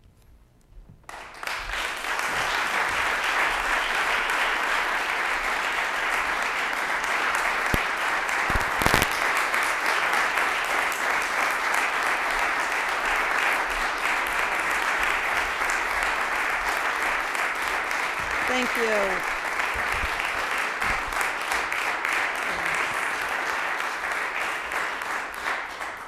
Thank you. It's been a while since I've been up here, Mr. Mayor. You've taken very good care of this desk. Tonight is my last opportunity to speak to you from these historic chambers as a city councilor. I'm profoundly grateful to the citizens of Lowell for giving me the honor to serve on their behalf so that together we could make a better Lowell. I'm also grateful to those that I've had the pleasure of serving with, both present and past city councilors, and for their commitment to the city. And it's that commitment to the city and the people they serve that have served and helped strengthen my dedication to service here in the city. To our newly elected councilors, I want to extend my most heartfelt congratulations. The city of Lowell and its citizens have bestowed a great honor on you by electing you to this great body, and also tremendous responsibility. And I wish you the best of luck in the future. I have a deep respect for those who are willing to serve and to put their name on the ballot and give of their time and energy for the public good. You know, too often today, it's so easy to be cynical and to cast public service in a negative light. But the reality and the truth of my experience in 12 years of government is that I've been impressed by those people who have been willing to give of themselves and the time to make their community a better place to live. And this applies not just to the elected officials and the wonderful people that I've had the privilege of serving with, both my colleagues, city managers. I've served with 3, Manager Martin, Manager Cox, now Manager Lynch, but all of the city employees. One thing that the city of Lowell has is men and women who are so dedicated. They work day in and day out without fanfare, many times without thanks, and they really and truly are the backbone of what keeps this city going. And to them, I'm very grateful, not only for their help over the years. Mr. Clerk, you've been tremendous in your help year in and year out to me and to all of my colleagues. But also, I'm grateful to them for their service, for their commitment, and for their friendship. To my family and friends, and especially my husband, John, I am grateful for your love and support. And in full disclosure, you know, I did say earlier tonight that I put the bags of leaves out today. I didn't put out the bags of leaves. It was my husband. I forgot he was here. No, only kidding. I've had the occasion to reflect over these past 12 years as a city councilor and as a mayor, and I'm struck by how much Lowell has changed over these years.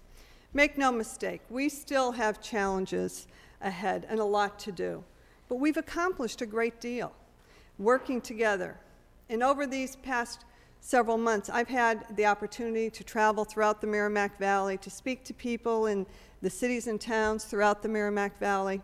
And one thing that I've heard over and over again from people is, what about the Lowell model? How does Lowell do it? What is the model that makes things work, that makes things happen here in the city of Lowell?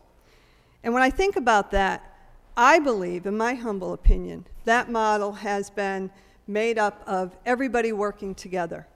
On a local level, state level, we are blessed with a tremendous state delegation. For my 12 years, I will tell you it is second to none. Senator Panagiotakis has been a true partner to the city of Lowell, as have the state representatives, Kevin Murphy, Dave Nangle, and Tom Golden. I don't want to say Tim.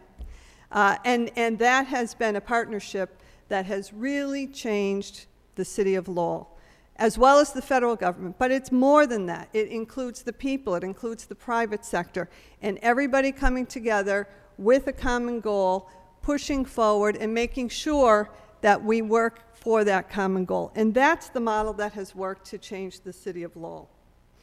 Now, when I first ran 12 years ago, one of the major reasons that I wanted to run for city council had to do with economic development. I believed, as many did, that it was the single important thing to change and to improve and to make sure that Lowell survives and thrives. And when I look back over these 12 years, I'm proud of what we all have accomplished together. When we look at the downtown and what had been vacant, underutilized mills that are now homes to hundreds of families, residents, artists, that has truly changed what was a struggling downtown. We still have issues, we still have challenges, but we can be proud that that has been done without displacing any tenant or resident. It also, when I looked at the mills that were there 12 years ago, they were a reminder of our industrial past. And past was the operative word because they weren't being utilized. So now, when I look and see not just the development, but the people who have been brought into this city, who have given of themselves, we have artists, we have shops, we have restaurants. And now we talk about art and culture as industry, not just as a pastime. We created, through the initiative of then Mayor Mercier, a cultural task force that has worked very, very hard over months and months and months. And we are seeing now the progress and the development and the reality of culture and art as a business, as an economic engine, as a development tool. And that's a big change. I look to not just the downtown that had been transformed, but waste-ridden brownfield sites that are now transformed to spots that have become destinations for families in Lowell and the entire Merrimack Valley with the arena and the ballpark. And we remember well the challenges we faced with regard to getting those projects done. Moving those projects from an idea on paper to a reality. Getting them built on time and on budget. Didn't always work, but nonetheless, we pushed together to make sure that that would be something we could see happen. I remember my first term as mayor having the privilege and honor of cutting the ribbon at the arena in January of 1998, and later that year at the ballpark. None of this would have been possible without partnership, and in particular, again, I have to stress, partnership with our state delegation, partnership with our federal delegation, and with the business community. We can all be proud of our commitment to education, as the mayor just pointed out.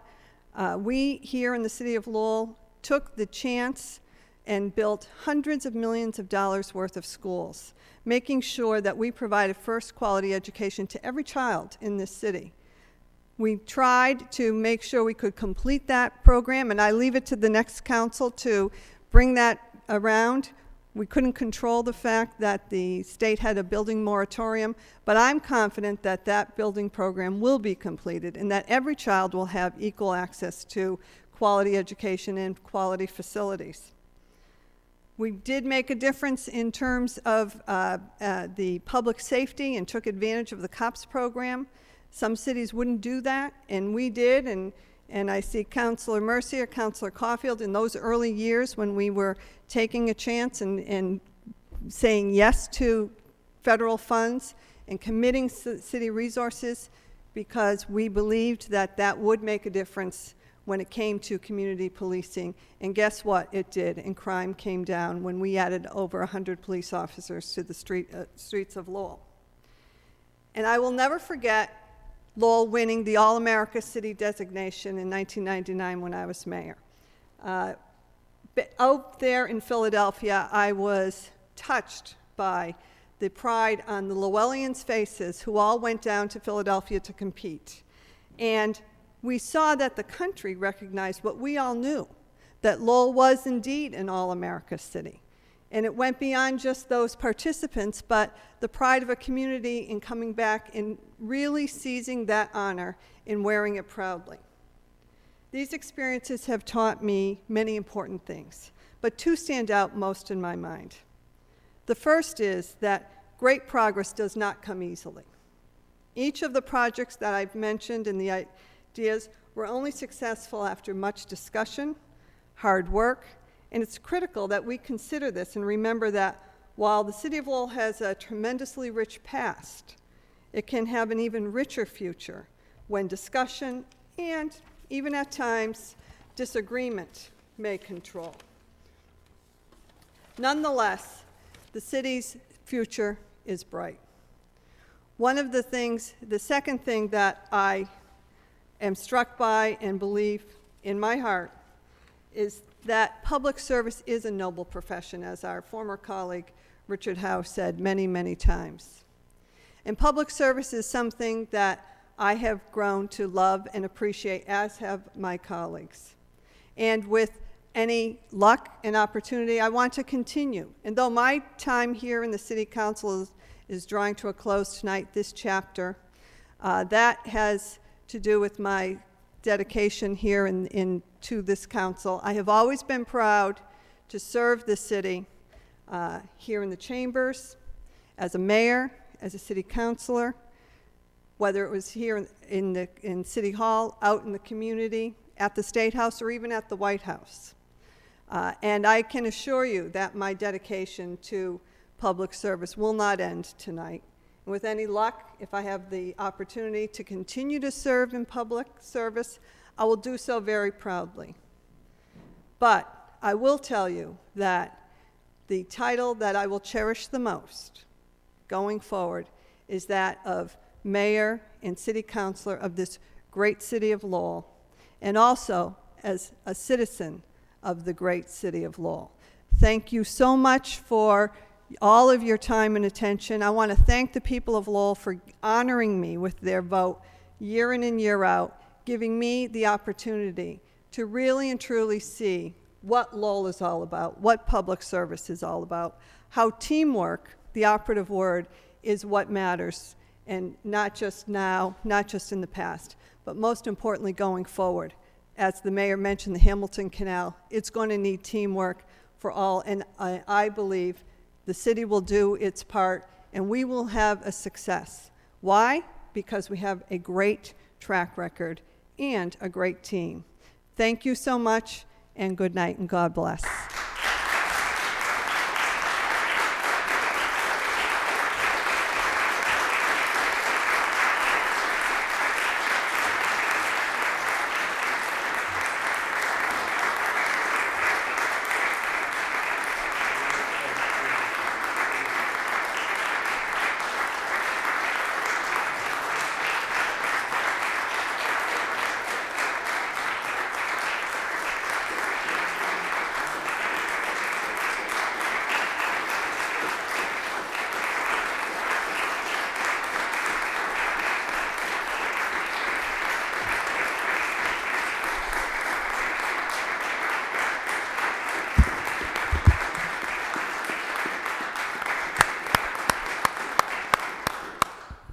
And Mr. Mayor, I forgot to give you your gift.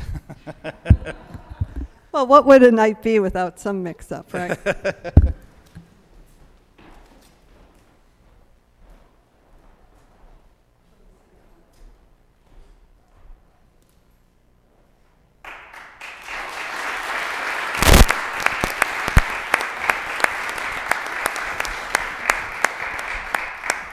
I believe Councilor Caulfield has something for Yes. Councilor Milanazzo, who very capably served as the vice mayor this On past behalf term. of the entire city council, Jim, and the residents of this great city, I have a gift to present to you. And I just want to compliment you on making every single subcommittee meeting for the past 2 years. Even though you weren't on that subcommittee, I applaud you for that, your hard work on the economic subcommittee, and we wish you well on the next term. Thank you very much. Thank you.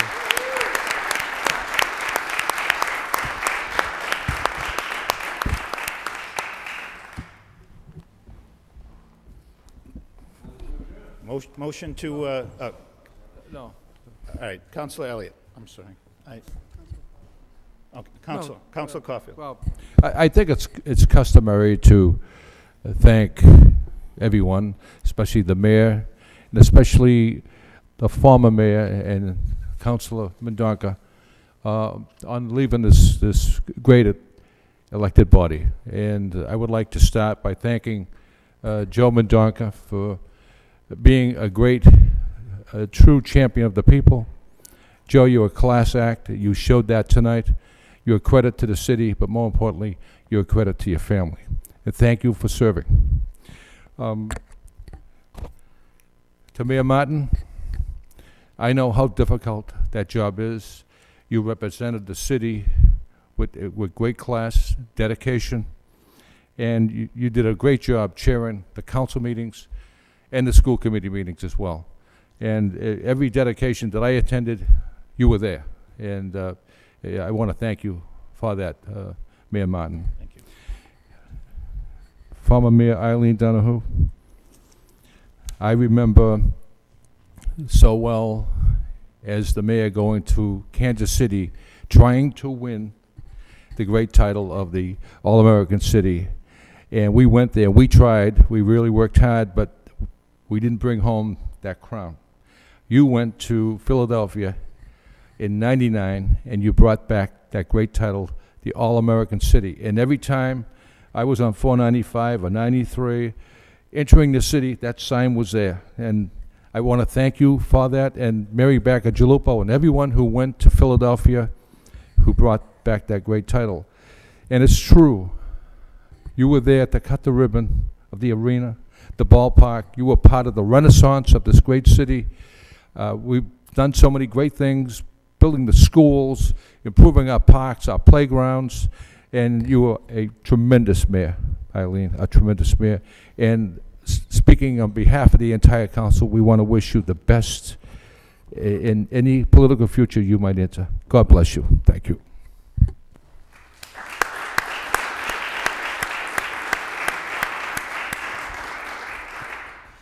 Councilor Elliott. Thank you, Mr. Mayor. I just want to say a couple of things about Councilman Mendonca. Him and I go back many years to the Pawtuckettville Citizens Council. We served on the executive committee, and he was always a gentleman then, and he was a gentleman up till this evening. We've worked together on joint issues and subcommittee on school issues. We had the pleasure of serving together on some subcommittees just recently as a member of the city council, and I appreciate your service. He was always a forward thinker, an independent thinker, and for some reason I don't think Joe is going anywhere. He's served on many boards in the city, including Keep Lowell Beautiful and many others, and I'm sure his service will continue in other capacities, and as you mentioned, you never know where he will turn up again. So I just wanted to thank you, and it was a pleasure to work with you.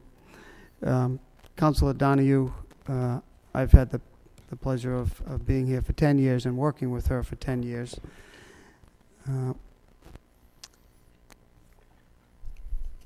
We've served on some, I wish you well, but and we've served on some very difficult subcommittees, as I was thinking, and in the last 10 years. We had some difficult issues, and I can tell you I learned a great deal from serving with you and on these subcommittees, whether it was a WIB board or I can remember back to the Y2K subcommittee where we all thought that the world was going to come to an end, and we were just trying to keep things going here in the city and get payroll out. Public Safety Subcommittee, many difficult issues, and the list can go on and on. But I tell you, Lowell, politics is a contact sport. It's a rough and tumble business, and in Lowell, it certainly is a contact sport. And I tell you, time again, you were able to stay above the fray, be assertive, make your point, and be a strong voice for this city council. And I can say that that is a skill that I hope that I picked up a little bit from you. But I think your dedication is unquestionable, serving in the last 10 years, and you don't miss meetings, and you're a hard worker, and it's been a pleasure for me, and I'm grateful to have the opportunity to sit next to you and serve with you and under you for the last 10 years. And I wish you well. I somehow suspect that you are not going anywhere, knowing how committed you are to many, many boards and to the city. So I wish you well, and I want to thank you as well.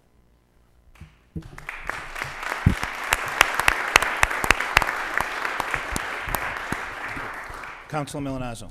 Thank you, Mr. Mayor. I'd like to begin by thanking my colleagues for recognizing my 2 years of service as vice mayor, but I really have to qualify that by saying it was light duty being vice mayor to Mayor Martin. He, as we all know, attended probably 99% of the events over the last 2 years and really represented the city well. So on behalf of the vice mayor's position, I certainly would like to thank Mayor Martin for the good job that he's done over the last 2 years. Having sat next to Joe Mendonça for the last few months, I too want to wish Joe well. I hope he does stay in public service. He really is very much involved in his neighborhood. I hope he stays involved in local government. He's a wealth of knowledge when it comes to municipal finance. So I really, Joe, want to wish you well and hope you do stay involved in the public sector. Eileen, I've enjoyed my last 4 years serving with you. I have gone to you on many occasions for your advice, and I certainly appreciate that.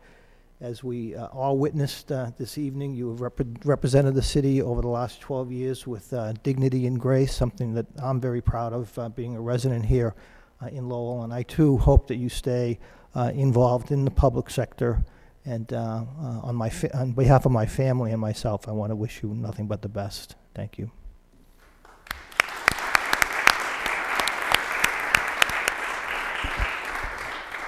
Councilor Rita Mercier. Thank you, Mr. Mayor. It is rather a sad occasion when you see people that you've worked so many years with that are finally not going to be with us here, but you'll still be here. I know that. The three of you have risen to the occasion. You, Mr. Mayor, I had no doubt that you would, and you did. You fulfilled my desire that you did rise to the occasion, as did Eileen, not once but twice. And we know it's not an easy thing to be.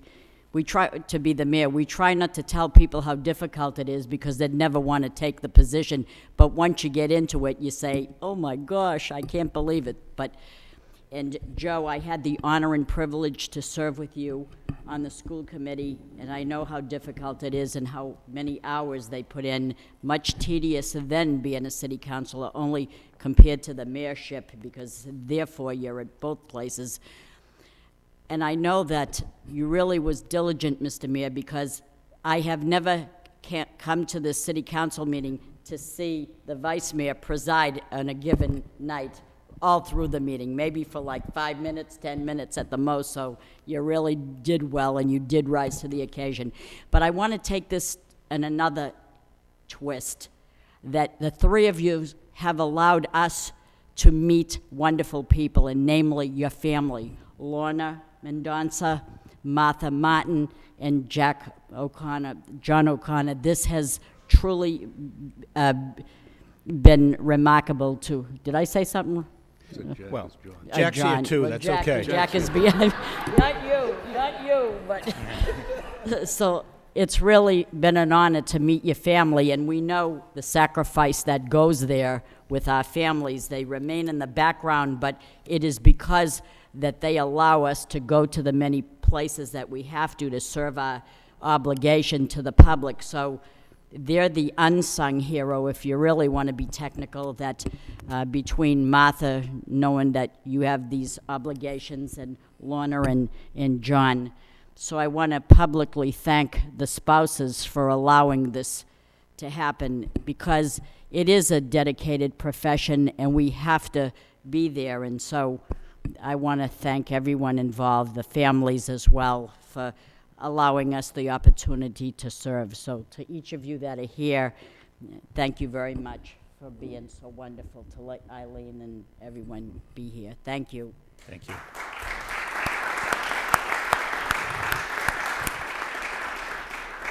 Councilor Armin Mercier. Moving to adjourn so, prematurely was just by habit. I want to take this opportunity of thanking you, Mr. Mayor, for the great job that you've done in the 2 years that you've been mayor. You were a great assistance to me when you were vice chair, and it was an easy vote for me to take, to vote for you for mayor, and I'm really proud of it, and I have no regrets. You've done a tremendous job on some difficult circumstances. Thank you. It has not been quite a happy 2 years for you. You had to make some decisions you made in the best interest of the city of Lowell, and as far as I'm concerned, you served us very, very well. And so I want to really congratulate you on such a great job and wish you the best in the upcoming weeks. Thank you. I also want to take this opportunity to thank the vice chair, also known as the vice mayor, Mr. Milanazzo, who I've had an opportunity to serve when he was an executive director of the Lowell Housing Authority. He and I go way back when I was with the Preservation Commission. He was with the Lowell Plan. I found him to be one of the most genuine, sincere public official that I've ever met. No matter what side you were on, no matter how difficult your votes were, no matter how you differed in a way to approach things, one of the things that I found out about Jim Milanazzo, the vice mayor, is that he was a man of integrity. He still is, and it was really proud to have him serve in that capacity as vice chair.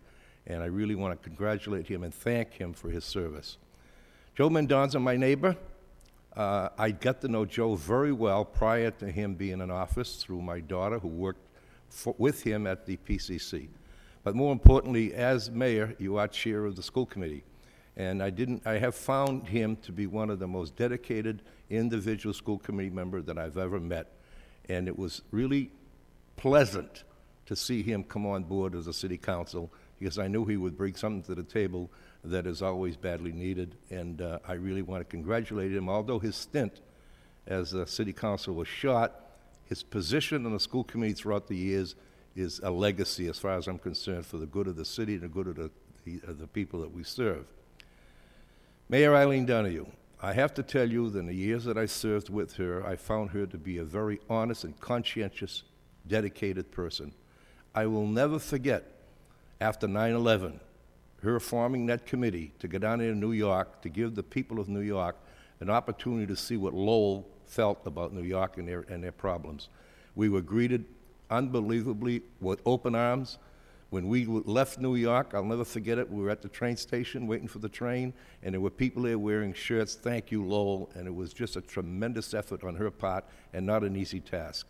The All-American City was quite an accomplishment, but in my opinion, I'll never forget the 9/11 tribute that this city brought to New York under her leadership. It was an honor for me to vote for her for mayor, and although every now and then we had differences of opinion on how the city should be run, we respected each other.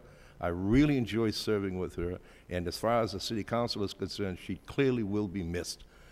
I know in my heart that, as she indicated tonight, she's not leaving public service, and that we're going to hear more about her in the future, and I think that's good to the city, and I want to congratulate her for her years of service, because the city is better off because she was here.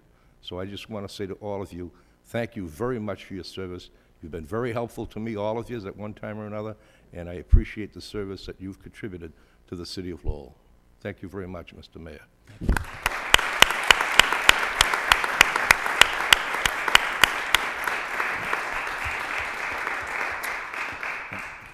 Councilor Broderick, I guess you get the final word. Great, I get to go last. I thought we'd start down here if we get lucky.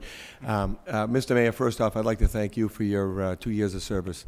You walked into a crisis, and you've handled everything since then with dignity. You've had your head up the whole time, and I'm proud to have called you the mayor, and I think you've done a tremendous job. So thank you for that. Councilman Donza, I know what it's like to jump into a short term. You're a true pro. You hit the ground with your feet, on your feet, and you haven't stopped. And there were some difficult issues, and you really handled yourself like a pro. And I thank you. And also want to thank you for your years of service on the school committee. And I know we'll be seeing more of you.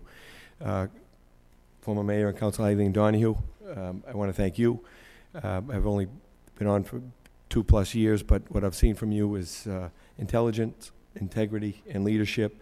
It is going to be missed, and I would hope that, as you stated, that you are going to go on and continue to serve the city of Lowell in some capacity, and I think that you've done a tremendous job. The city wouldn't be where it is today without your leadership and people like you, so thank you very much.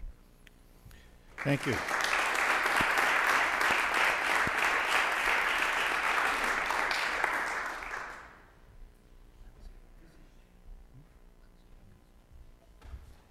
Okay. I would offer Councilor-elect Kazanjian Lindsay the opportunity to comment if you would care to. That's up to you guys. But you've been sitting here diligently for all these weeks, so it's your last chance before you're under fire.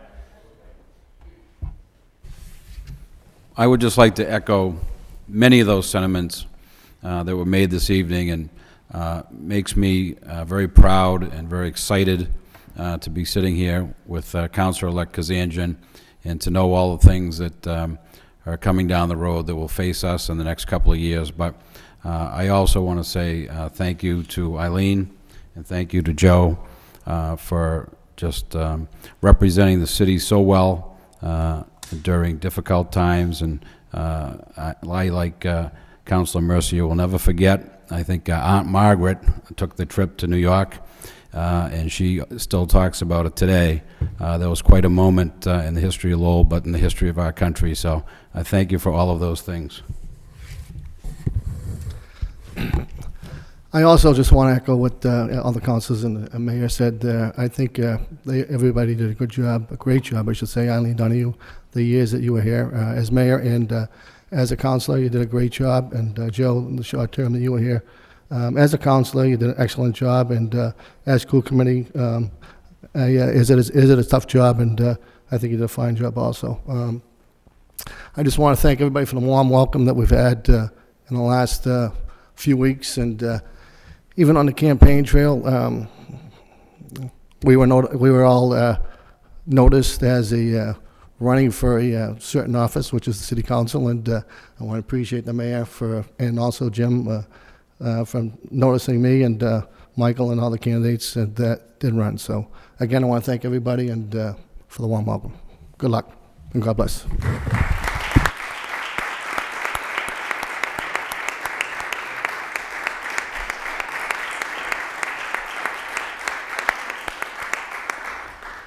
Okay, we'll recognize that motion to adjourn from Councilor Armin Mercier now. Second by Councilor Broderick. All those in favor say aye. Any opposed? Meeting stands adjourned.